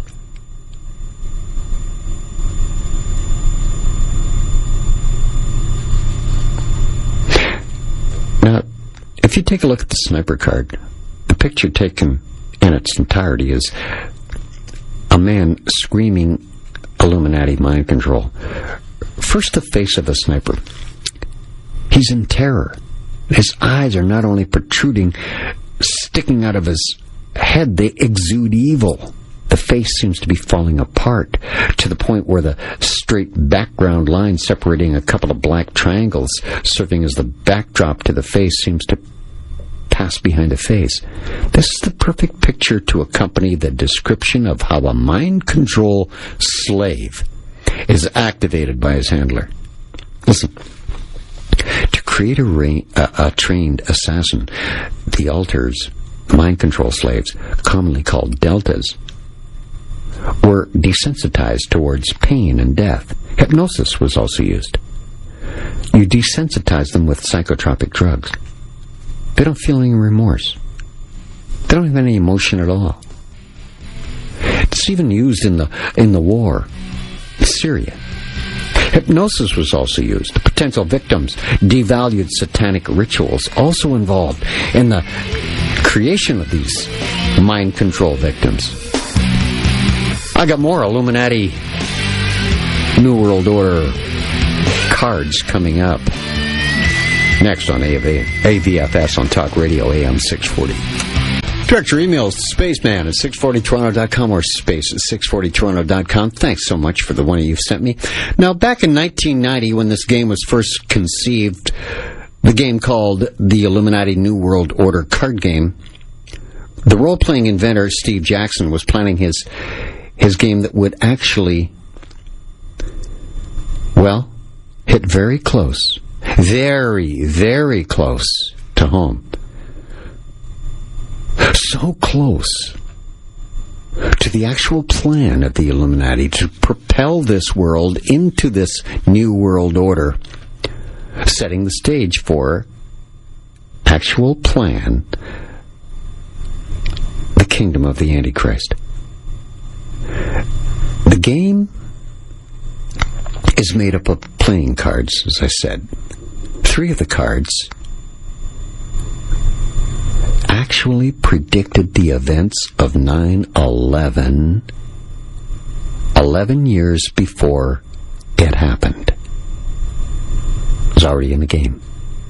The game was invented 1990, conceived, and then put on the shelves to buy in 1995. Already, these playing cards that predicted 9/11 were in the deck. How did Steve Jackson know the Illuminati plan so precisely? I want to talk about the most pertinent cards of this game out of the 100 cards that are included in it. I've selected these cards because they tell the story of the Illuminati to produce the wars, the panics, the epidemics needed, the elites believe, to produce the Antichrist. Now, as you probably can guess, out of the 100-plus cards, there are 9 super powerful cards. Satan's favorite number. The egotistical number, the one that keeps on returning to itself. This game was invented, as I said, in 1990, finally published in 95, becoming a bestseller. As Steve Jackson said on his website, Illuminati-controlled New World Order became the company's biggest hit yet, and its first $1 million product. In fact, this game won the 1995 Origins Award for Best Card Game. It was promotion, hype for it, to give it that award. That's what awards are. They're hype.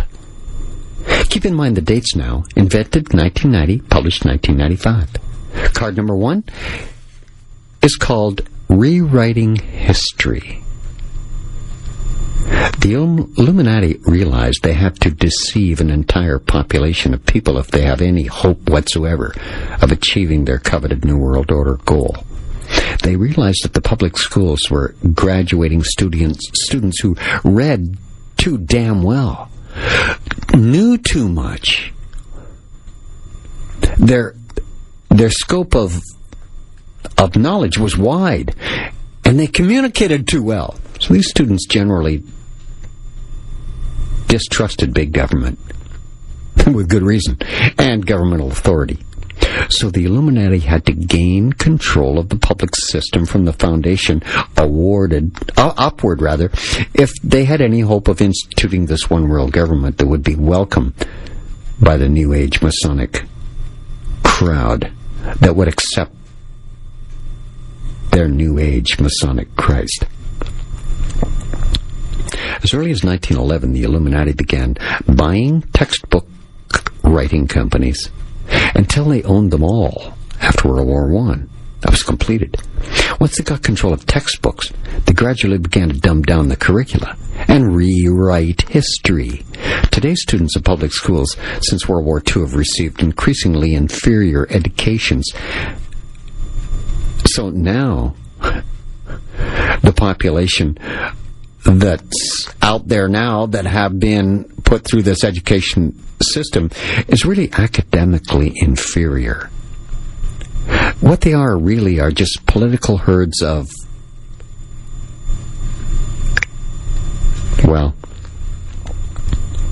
people that follow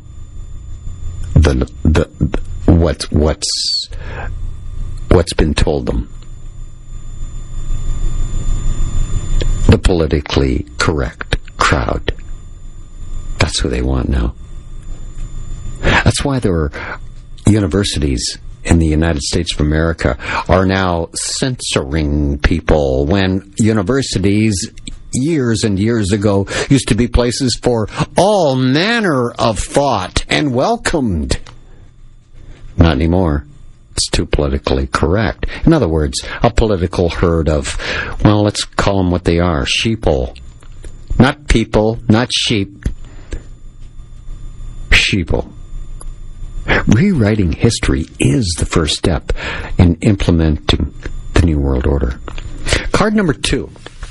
You can play in the game, quite powerful, the terrorist nuke. One of the most shocking of all, I covered part of it because the fact that this game first hit the stores in 1995. So how did Steve Jackson know that the Twin Towers of the New York City World Trade Center were going to be attacked? In fact, this card accurately shows the World Trade Center attack in intricate detail 11 years before it happens.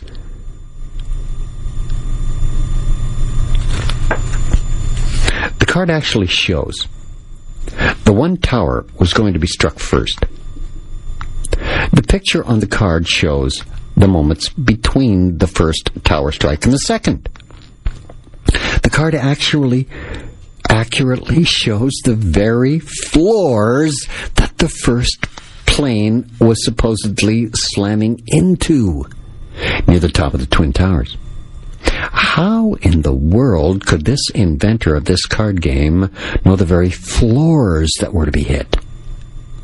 The card even shows the Illuminati symbolism on the building in the extreme left of the Illuminati pyramid with the all-seeing eye in the middle. The caption at the top even IDs the perpetrator of the attack as terrorists. Remember again, this game was invented in 1990, put on the shelves in 95, ready for distribution. Card number 3 in the Illuminati New World Order card game. Pentagon, it's called. When you see this card, after seeing the Twin Tower picture, it's a total shocker. Unless you have advanced knowledge of the Illuminati plan, there is no way on Earth that you would be able to create pictures back in 1995 that would show the 9/11 events. The Pentagon is showing on fire. We know that a plane supposedly flew into a section of the building and nearly burned that section completely, but the rest of the Pentagon, totally undamaged, and was business as usual in the rest of the building, even that same day. The card shows a fire burning mightily in the center courtyard only of the Pentagon, but the rest of the building looks undamaged. In this card game, even so that the rest of the building could function exactly what would happen 11 years from then. So these two cards literally show both the strikes of 9/11 against the Twin Towers first and then the Pentagon. This kind of accuracy 6 years before the attacks only is possible if the inventor knows what's coming. Another card? Population control, it's called. Even though the heading on this card says population reduction, the scene depicted shows clearly the Twin Towers under attack, with the Twin Towers, the tops of them, hidden by the black smoke. The New York Empire State Building is again the tallest building in New York City. You also notice the smoke is shaped in the form of a demon's face. This is highly significant for a lot of reasons. You see, during the filming of the actual fire from the Twin Towers, cameras caught what seemed to be a demonic face, Baphomet, in the smoke. It was airbrushed in. Most people were discounting this face as purely coincidental. A couple of former Satanists said that those faces looked exactly like demons they had seen during a ritual when demons physically manifest themselves in this dimension. Cisco Wheeler, one of the former Satanists, said that some of the most powerful demons in Satan's kingdom were known as fire demons. It was said that these demons, these ancient peoples, sacrificed their children to Moloch. This was a fire ritual sacrifice carried out by the Illuminati. This attack on the Twin Towers was also the perfect satanic fire sacrifice. All over the internet, the pictures were posted. Showed a demonic face in the fire, high up in the Twin Towers. This was not a coincidental phenomenon. And the fact that this card actually shows a demonic face in the smoke in 1995 tells you the Illuminati planned to make the Twin Towers a fire sacrifice that would call up fire demons. This card predicted it. Just as Waco and Oklahoma City were fire sacrifices, so the attack on the Twin Towers was also. This card also shows a symbolic connection between the attack on the Twin Towers in New York with the global plan of the Illuminati to effect a dramatic change in population. What possible connection could there be? This card may be telling you that the 9/11 attacks on the World Trade Center, Twin Towers, were the opening blow in this campaign to dramatically reduce global population. We already know the 9/11 attack was the opening blow to begin the final birth pangs, staging the coming of the Antichrist to appear on the world scene as he strikes out and walks through the smoke and dust and debris of World War III to take control. Spaceman, back with more cards on the Illuminati-controlled New World Order card game. Next. Emails to space640toronto.com or spaceman at 640toronto.com. I'm going through the Illuminati New World Order card game. Invented, put on the shelves for sale in 1995. Card number 5 is the Center for Disease Control card. Devastated location. Now, if the Center for Disease Control makes a direct attack to destroy a place in the game, it can use biological warfare and get a plus 15 to its attack. Don't you find it highly interesting that this very powerful card in this game foresees the Center for Disease Control creating and launching a biological attack on a place? Who would possibly launch a smallpox attack on us? If Iraq, North Korea, or ISIS, Syria, or other rogue states are unable to launch a weaponized smallpox attack, this card seems to answer the question. The Center for Disease Control will launch the attack instead and blame it on the ones that I've just talked about. Of course, our authorities will undoubtedly accuse either Iraq, North Korea, ISIS, Syria, some terrorists for the smallpox attack. Get it?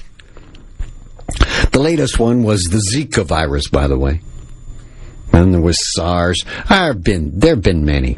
If a sophisticated attack were made on a North American city with a bioterror weapon, a thinking citizen would have to realize that only the Russians or the Americans possess the capability of inflicting this type of attack.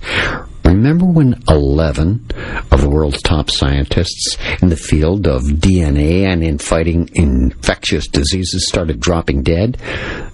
Just in the past few years, you know. When the The Center for Disease Control is supposedly struggling with a bioterror attack. These top scientists will no longer be able to use their expertise to fight this new disease, or to use their expertise to alert the world that only the U.S. and the Russians have the capability of inflicting this type of bioterror attack. None of these scientists would be able to blow the whistle because they're dead. Now there's card number 6. It's called Epidemic. Disaster in the game of the Illuminati New World Order card game. This is an attack to destroy any place. It doesn't require any action. It's got a power of 14. This is not an instant attack. If the attack succeeds, the target is devastated. The wording of this card, not an instant attack. Well, that seems to imply that the attack will occur silently, with people getting sick at different times, well after the attack. This wording seems incredibly close to the New World Order plan. See, the dead scientists were looking for a fast-acting virus and considered it a failure. Quick viruses, you see, are of course worthless because they're too easy to defend against. A very fast-acting virus is not any good. You see, the plan calls for a slow-acting virus, one that will begin to kill people at different times after the initial infection. Like, AIDS. One that was activated and really did its work well. And also, there's this card in the deck. Combined Disasters, it's called.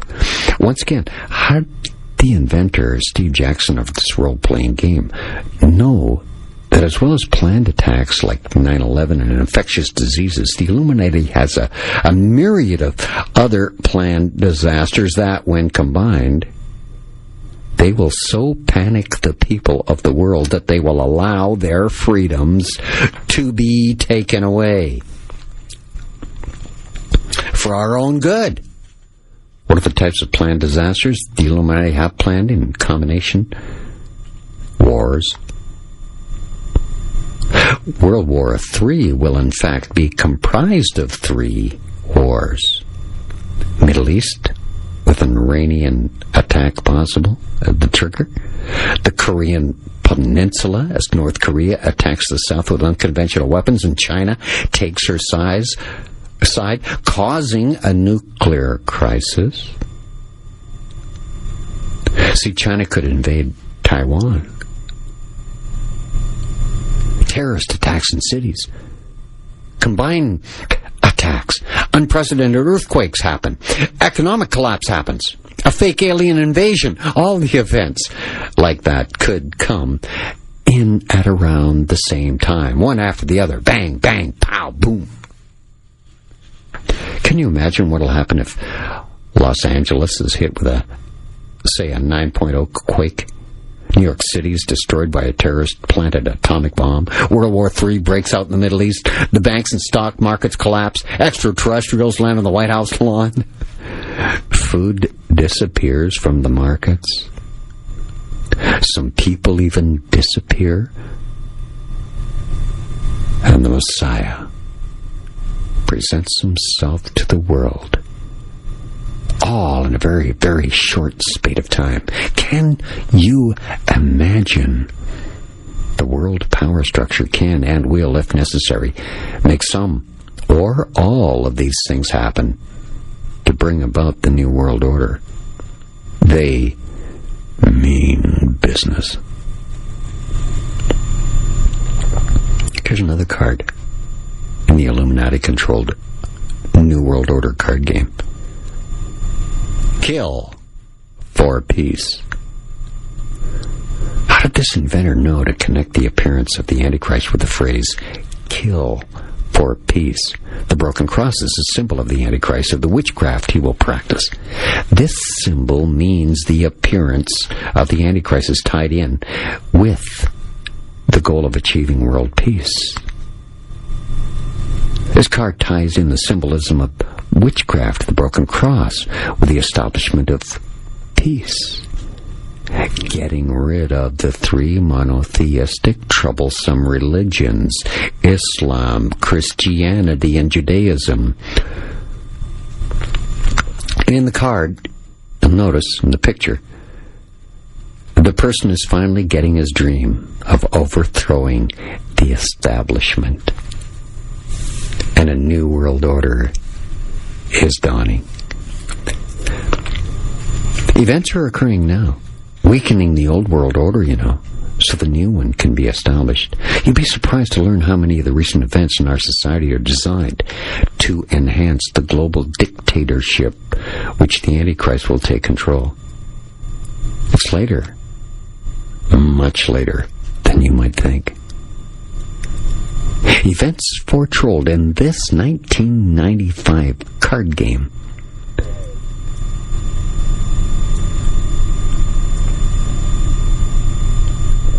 Make you believe the stage is being set now. Let me issue this warning.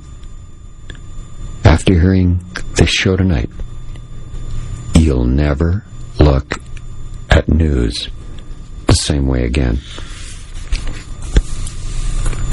The Illuminati is setting the stage for the final birth pangs of the Antichrist, because the Illuminati has thoroughly controlled both mass media and the public education system since World War I. Most people never realize how propagandized they are. Literally, these institutions have built a propaganda box around our minds so that we look at society the way the Illuminati wants us to look at it. Thinking their way, politically correct, their version of the truth. Every person educated in Western society has had a mental box built for him or her in their head, not realizing that you're not living in the real world. Every child entering public school in first grade has entered a training institution of the Illuminati. The brainwashing is going on for that little person to be trained in the way he should go. Politically correct is the title that's used today. I call it brainwashing. You've got to be able to have the freedom to think for yourself. Few people ever realize how completely the Illuminati have trained us all in the school system to think the way they want us to think.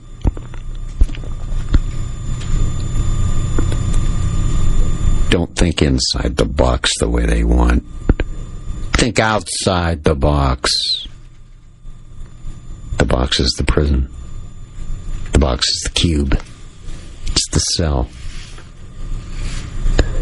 Yes, the Illuminati have planned events that will set the stage for this new world order. There are two cards that are major cards in this game that are being played every day now in the sky above your city, in your country. I don't care where you are listening to me from now, anywhere in the world. These two cards are called the Weather Control Card and the Weather Warfare Card. The next Talk Radio AM 640 in this Illuminati New World Order card game. I'm the guy they call a Spaceman. It's Talk Radio AM 640. Just going through some of the cards, all right, in this game called the Illuminati New World Order card game. They've got one card called Secrets Man Was Not Meant to Know. Another one called Earth Magic.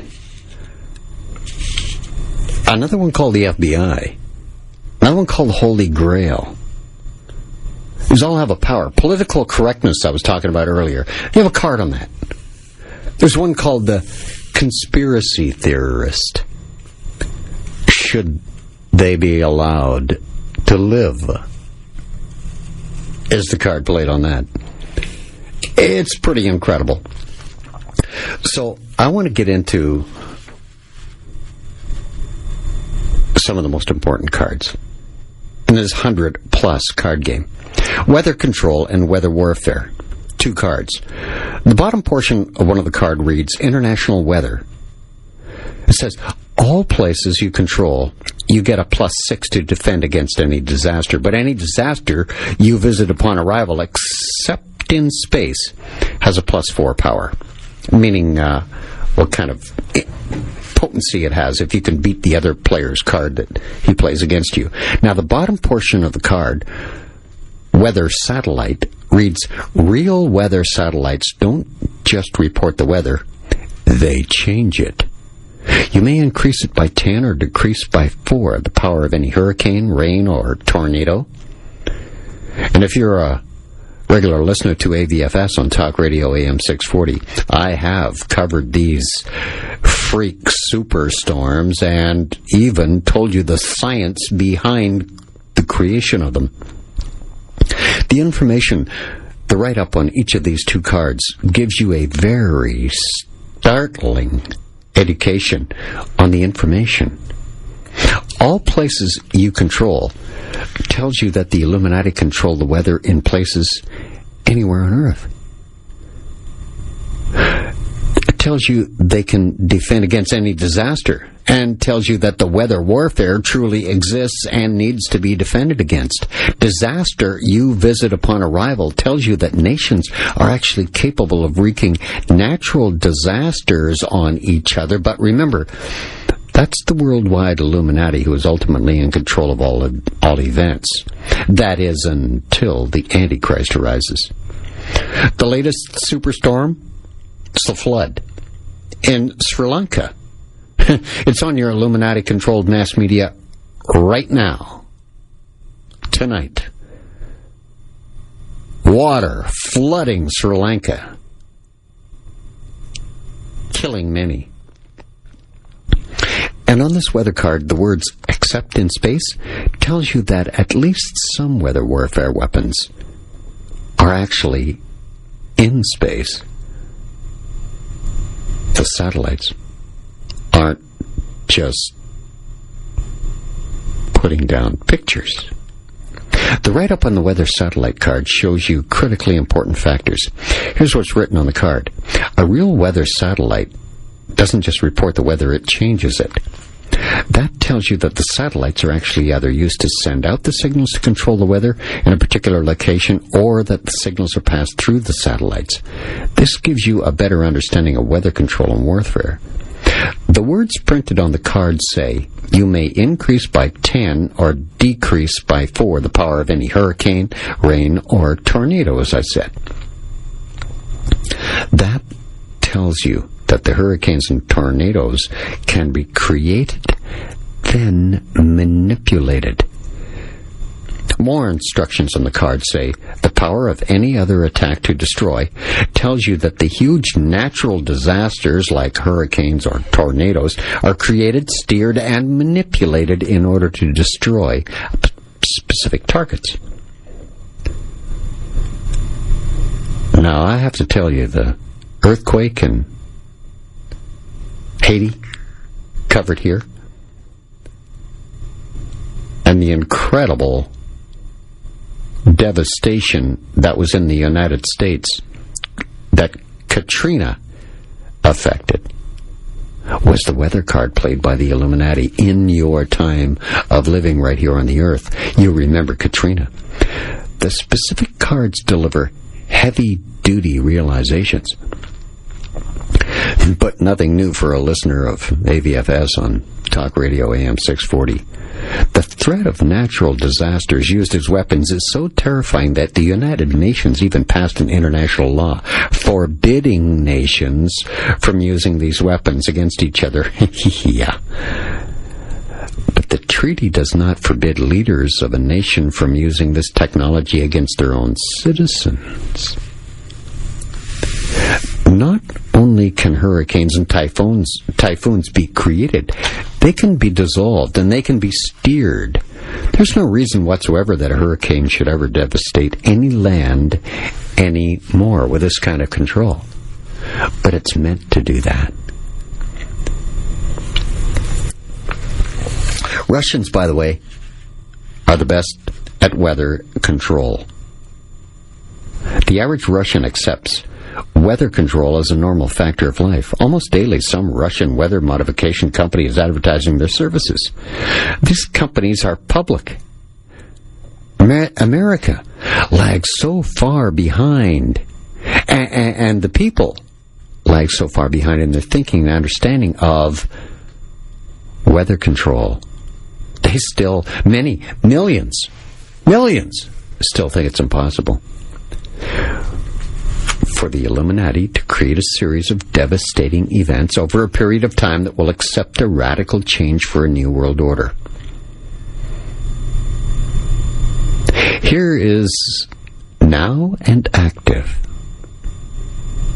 It's happening. Powerful storms are very effective and cost a lot of money, putting you deeper in debt to the bankers. A hurricane produces enough devastation that it disrupts normal life.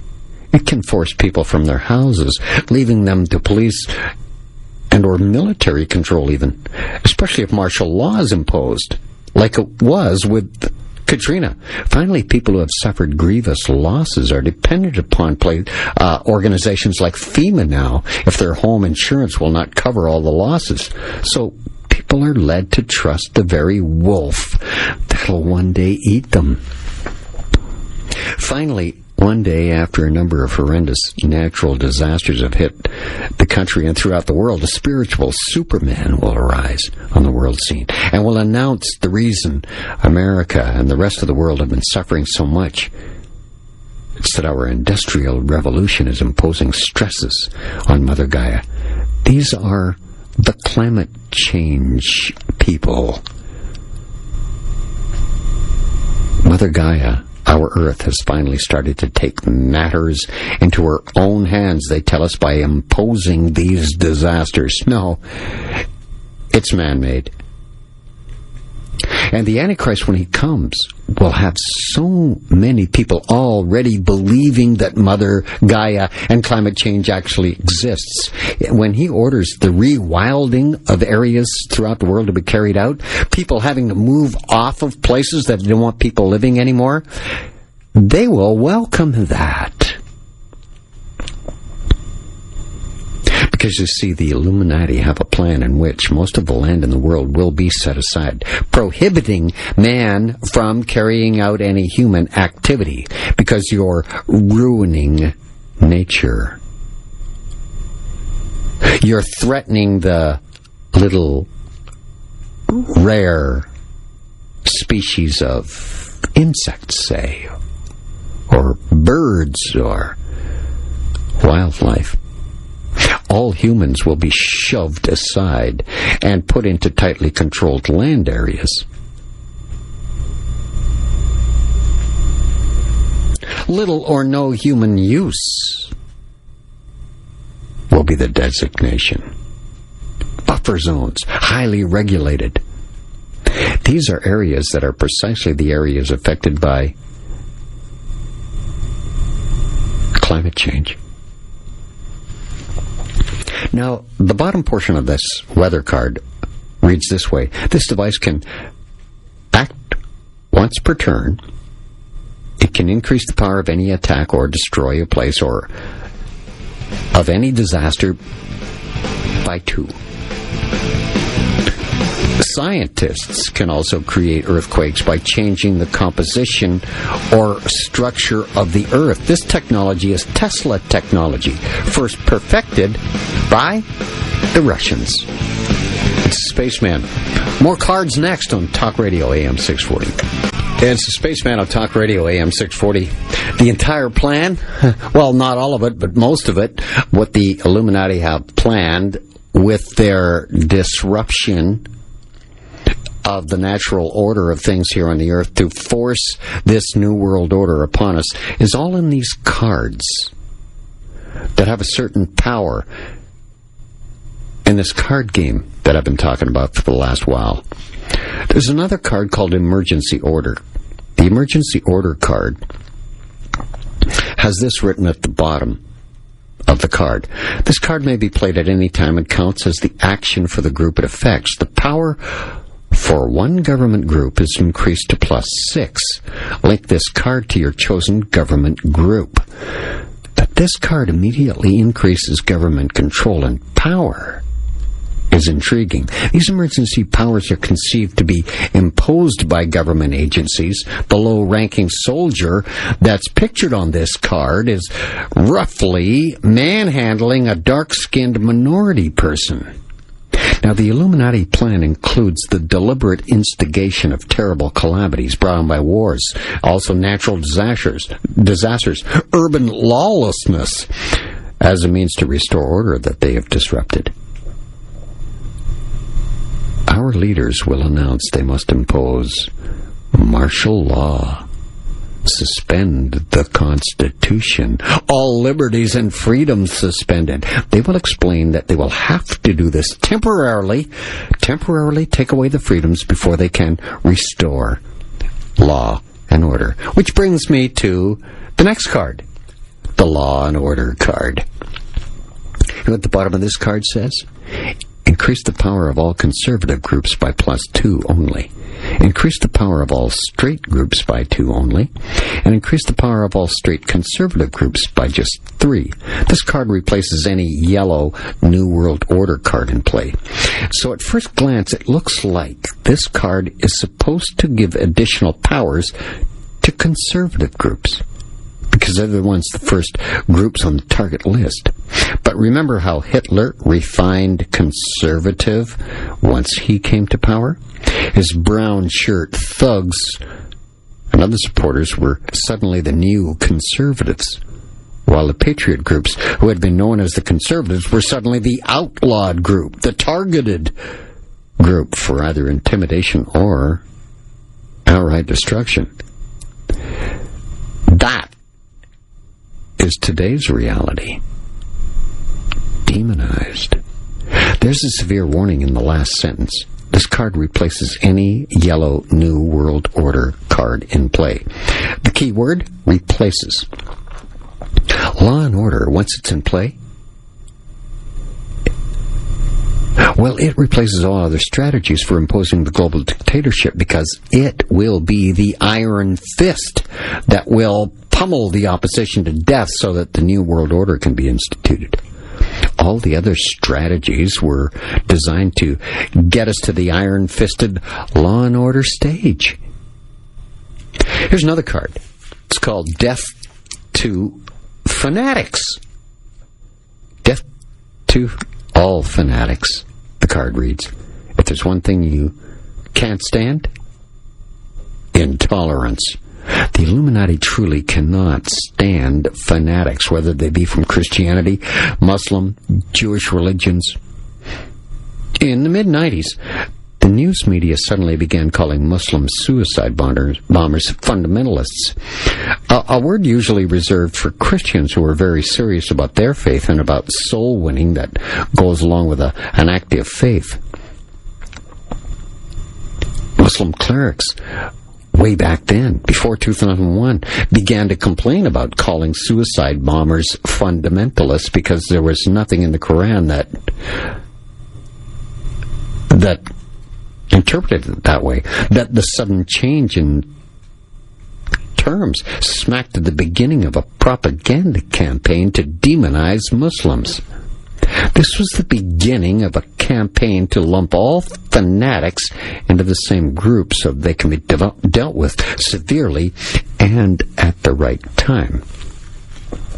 Also in the picture of this Death to Fanatics card, it portrays who is to be doing some of the killing for the Illuminati. Getting rid of these, as I told you, Muslims, Judaism, Christianity, all going to be term fanatical. And, of course, must be made illegal. And if you won't change your way, you die. Death to fanatics, says the card. People are going to be turned against their own families. Family members who believe the Antichrist is going to be the vicious one, and another part of the family will say the Antichrist is the savior. So this will viciously turn family members against one another. Hitler had that working also. He had such a supreme devotion and loyalty of so many people. They turned in a minute against any member of their own household, even in those times, who would not profess the same degree of love toward the supreme leader that they have. And if the person in the house actually opposed the supreme leader, even grandma might take up the butcher knife. There's another card called Martyrs in this deck. The bottom of the martyr card reads, play this card at any time to give the power of plus 10. Very powerful card. Power or resistance, your choice, to any peaceful group you control. Martyrs. This story portrays the reality strongly. The idea that this picture is that the government will rule over all peace protesters. Actually, any protester with an iron fist. If anyone publicly protests, they must realize they might be the one crushed beneath the tank treads. The bottom of the card reads, good thoughts are now required. Increase the power of all liberal groups by plus 3. All conservative groups with the power of only 1 become criminal as well. What a story that card tells. The thought police aren't coming. They're here. Ever since the Vietnam War, liberals have loudly proclaimed their right to speak whatever was on their mind, even if it's vulgar, without class, or plainly even wrong. But these same liberals also always sought to shut down everyone else's right to speak their mind. During the Vietnam War era, that tendency meant only that people were shouted down in public. But since that time, whenever liberals have controlled an institution like colleges, they've always sought to deny the right of their opponents to speak anything that would counter to their liberal mindset. It was the same thing after 9/11. In America, you could speak out against the illegal war in Iraq. Or could you? No, you couldn't. Or you would be dishonoring the troops, remember?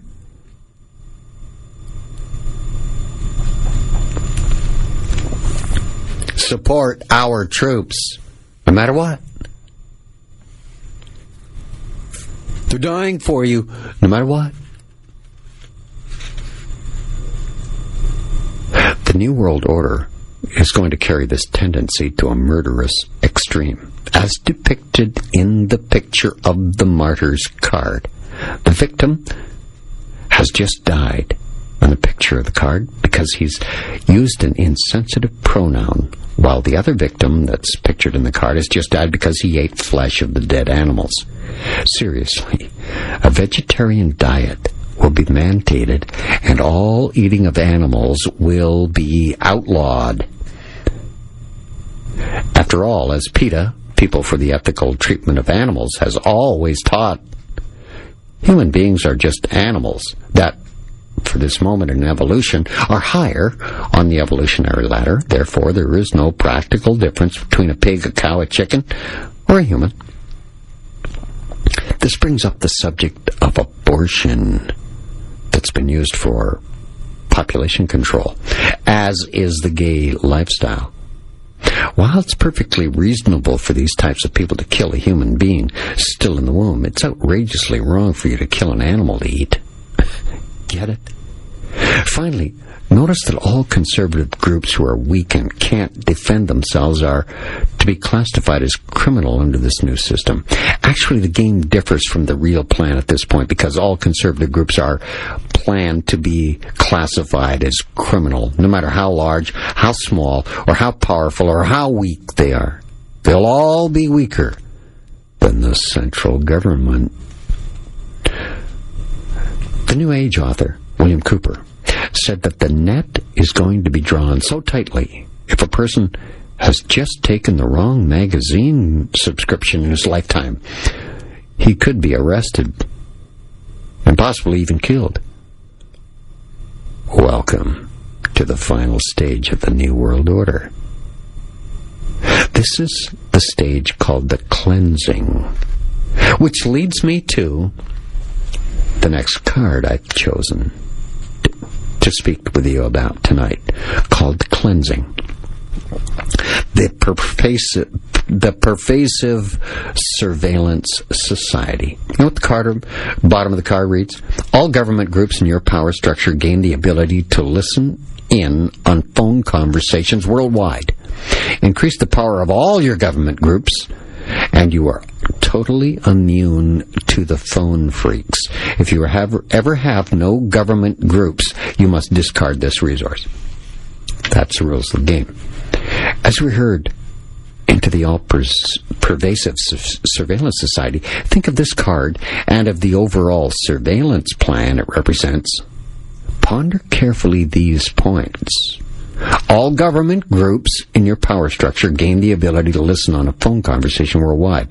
All governments, local, state, federal, provincial, can listen in on your phone conversations at will. No warrant required. Today, the government can monitor your phone, your cell phone, your faxes, even if you do nothing wrong. The fact remains that no society can remain free whose government is aggressively spying on its citizens. Space, AM 640. There's more right after this. There's even more cards. It's the Spaceman. This is Talk Radio AM 640.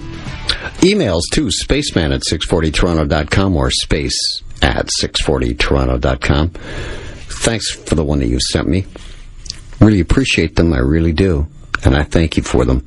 So I'm going through the Illuminati cards in this New World Order game.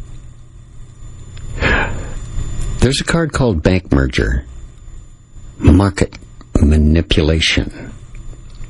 When the unprecedented bank mergers began to occur in the late 80s, continuing all the way through the decade of the 90s, I knew the New World Order plan was in play. The ultimate economic goal of this New World Order is fascism. I call it corporate fascism. There are three types of economies in the world: capitalism, communism, and fascism. Capitalism, well, that's the type of economy we had, in which private individuals owns the means of productions, for example, factories and mines. The companies founded by these private individuals then compete openly with one another in the marketplace. No one tells the owners what to produce or how much, or to what degree, or how much to charge. Competition is the primary determinant of prices. And careful attention to the needs and wants of the people within this type of economy determines how much is produced. That's capitalism. Capitalism may have its faults, but it's produced the highest standard of living in history for citizens. Communism is the type of economy in which the state owns the means of production. Companies are told what to produce, when to produce it, how much they can charge.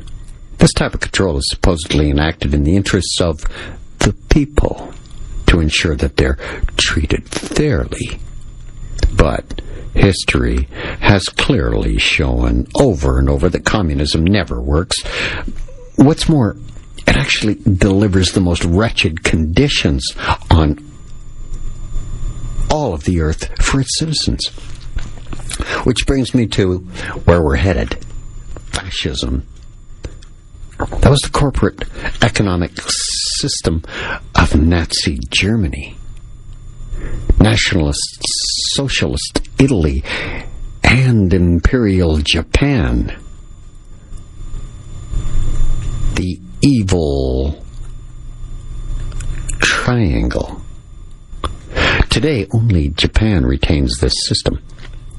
In fascism, private individuals retain control over the means of production, thereby ensuring that the key element which makes capitalism work so well is kept in place. But the government intervenes to control, to tell you how much you can produce any item of, how many competitors can be making the same item, how much they can charge. Therefore, the potential for the most profit lies within the fascist economy. Why do you think the elite rich want us to take us there? The experiment with Nazi Germany, Imperial Japan, proved that fascism does work. We've seen that the proper coordination between government and capitalism does work. The economic plan for the New World Order is fascist. So, the private captains of Western industry are most anxious for this new system to begin, so they can begin to reap the rewards of dramatically increased profit.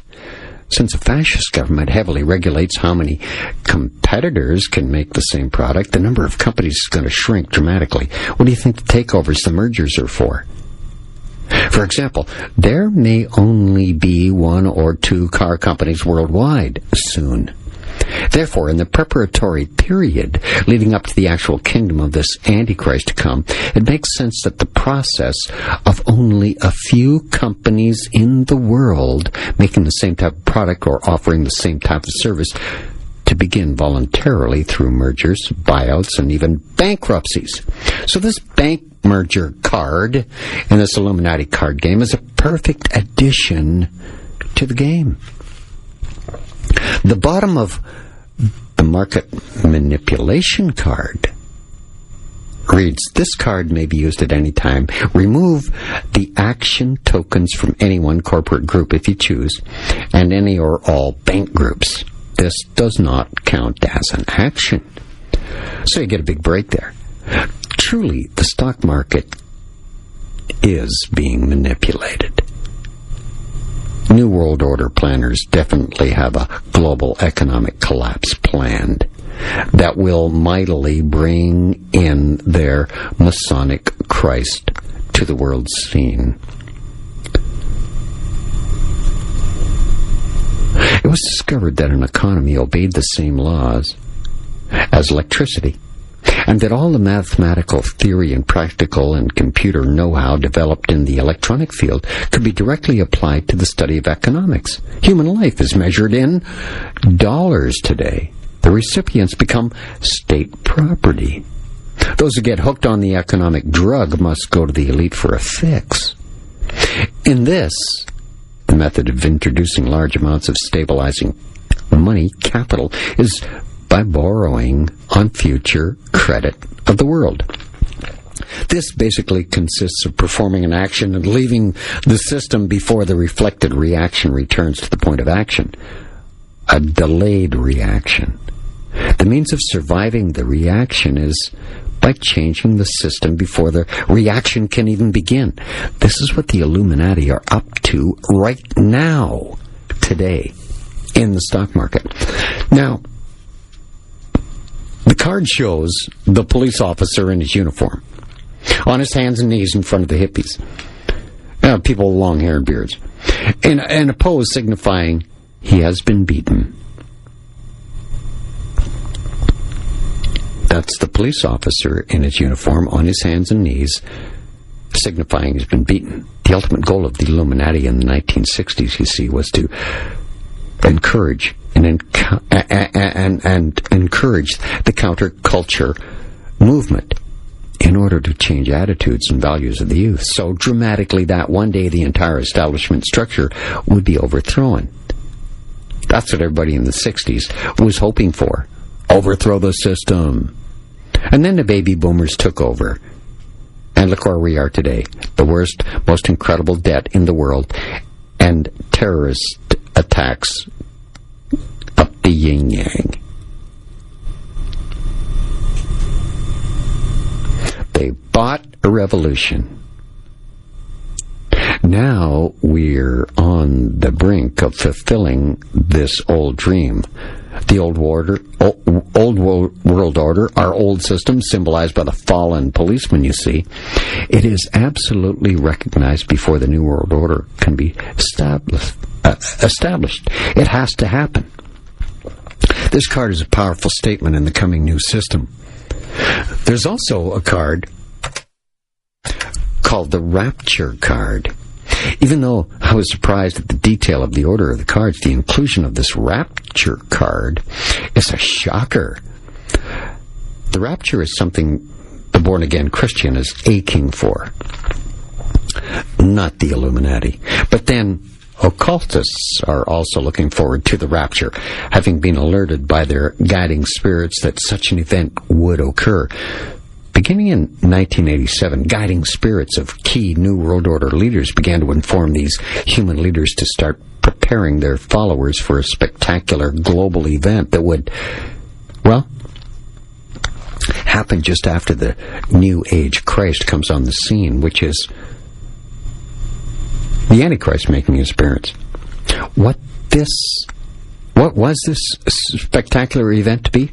The guiding spirits explained that when the Christ comes, the Masonic Christ, there will be many people throughout the world that could never accept his views or his teachings.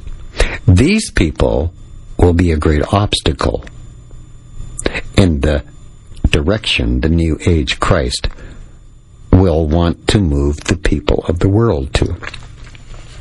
So the so-called illuminated ones have decided that these guiding spirits will suddenly snap these people into another dimension soon after the Christ rises. These unwanted people would be retained in spirit so that when they re-enter the reincarnation cycle, they'll be fully persuaded if the merits of the New World Order. Of course, when these people get back to Earth in reincarnated bodies, the New World Order will have been in full swing for several hundred years, maybe, and everyone will know how wonderful the system of the Christ, this Masonic Christ, really is. In fact, the Rapture card is depicted in this deck of playing cards for this game and arranged last in order.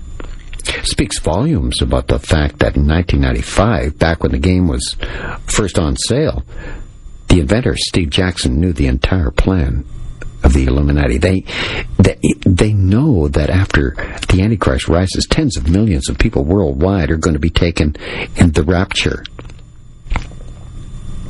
The Illuminati has already spun that lie and will explain this event to their followers when in fact they're extinguished. This role-playing game called Illuminati New World Order was invented in 1990. But too many details are present in these cards, too close to the actual events that have already taken place or are about to. The game actually depicts events that have already happened. Before they happened, the game was on sale. I'm the Spaceman. It's Talk Radio AM 640. The latest 2009 version of these cards. Next when I return. I'm Spaceman. It's Talk Radio AM 640. Final segment in tonight's show. So, new Illuminati cards depicting current events. There's one called Backlash.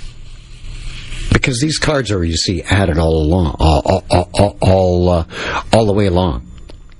The new version will have the newer cards. The latest is Backlash. This card shows a young, good-looking black man standing behind a speaking platform. He's obviously well-connected because he's wearing a very nice-looking business suit. As he stands behind the podium to speak, paint is being shot in his direction, even hitting him directly in the face and on his body. The word backlash is defined by the Merriam Dictionary, by the way, as a sudden, violent backward movement or reaction, a strong adverse reaction as to a recent political or a social development. So, almost always, the word backlash is used in a political or social setting. So it's safe to assume that this black man is a political figure of some sort, and that he's under political attack for something he has said or for some accomplishment he's made. In the light of events of the presidential scene during these past 20 months, you could see a man depicted in this card to be Barack Obama. I think beyond a shadow of a doubt. The black man standing behind the speaker platform is, in fact, President Obama. While he hasn't experienced much of a backlash yet, his policies of nationalization, the government takeover on corporations, effectively handcuffing the business world with all kinds of restrictive bureaucratic regulations and setting new rules like capping CEOs' salaries, are very controversial. And he definitely felt the backlash. Getting Organized card. It's the name of another Illuminati New World Order card. The card's not really new, but it's one of the original 1995 deck. Clearly, the black man is in the forefront, sophisticated, very sure of himself, always wealthy, simply exudes power. To his left is a plain-looking blonde woman. He seems to be instructing the blonde woman as he's looking in her direction and pointing her way with his left hand. In other words, the picture clearly paints this successful-looking black man as superior to the woman. It's absolutely mind-boggling that President Obama fitted this description exactly, as he did have Hillary Clinton as his Secretary of State. Hillary was blonde, and she's most definitely a plain Jane type of woman. This card, printed in 1995, is part of the original deck of cards that came with the game, have these two depicted in it. What's more, during the transition time, the president-elect then, Obama, showed more organization skills than any president-elect in memory. He had his cabinet members picked out very early on, and Trump still doesn't have a complete cabinet, and began to move on his major programs immediately. Obama clearly showed off his organizational skills during that transition period. Now, the name of one of the cards in the game is the Currency Speculation card. This card shows currency being initiated by a hand which has just flipped 3 coins into the air. And you can't help but notice that the top of the coin has the favorite symbols of the Illuminati printed on it. A pyramid with the all-seeing eye at the inside top. The global economic crisis seems to be exactly that, a series of actions on the part of the banks and the insurers that seem so nonsensical, you likened it to someone just flipping coins into the air, much like gambling on an outcome that no one anywhere is very sure of what the outcome will be. Like the scene on the card as it depicts, flipping the coins into the air. You also notice that the wall of gold behind these coins is stacked up solidly, seems to indicate stability and order. The plan of the Illuminati most definitely foresees our return to stability and order once this crisis of cash has been achieved. The purpose of overthrowing the old system is to get rid of cash, currencies, so that the new planned economy can be installed with electronic funds transfer system only. PayPal! Once this transition's finished, the stability and order is so important to a modern economy will return. The government clearly in control of key industries, with the economy of the developed nations clearly operating so completely in sync that the system will be a global economy in this next system, an economy in search of a global currency. This, I believe, will be the beginning of the knockdown, drag-out, no-holds-barred trade war that will happen. The Amero, I even believe, will be the temporary solution for the new formed economic region known as North American Union. That would be the U.S., Canada, and Mexico after this cash crunch hits. This will allow the Illuminati to set the stage for the electronic funds transfer system, which will be backed by gold, as they always do. They always go back to gold at the beginning and fix everything to gold standards, and then they take the gold standard off, let it go crazy, and then crash it again. We're headed for that one more time. History repeating itself, nothing new under the sun. When the dollar collapses, the Amero, as I've already stated, well, I don't know if they'll call it the Amero, but it'll be the temporary savior for America.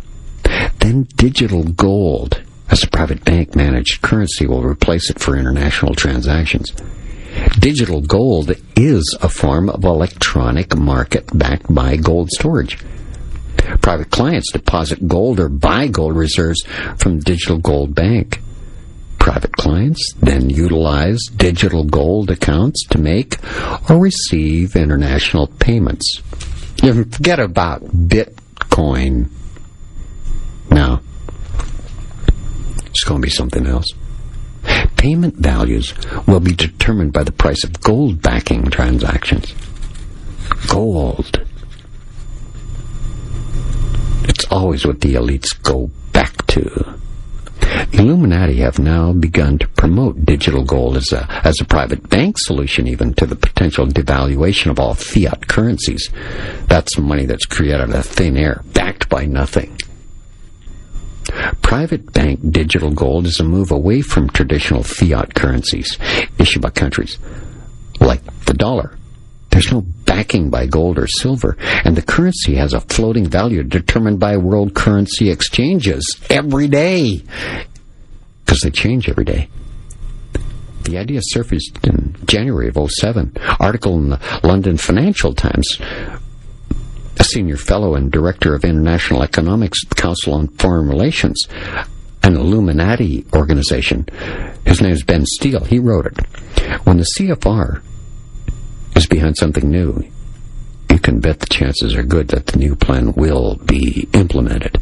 This writer, Ben Steele, for the Council on Foreign Relations, has consistently argued that the dollar as America's currency is outmoded, and that the regional currency should replace the dollar on the way to a one world currency. That's the Amero he's talking about, what I call the Amero.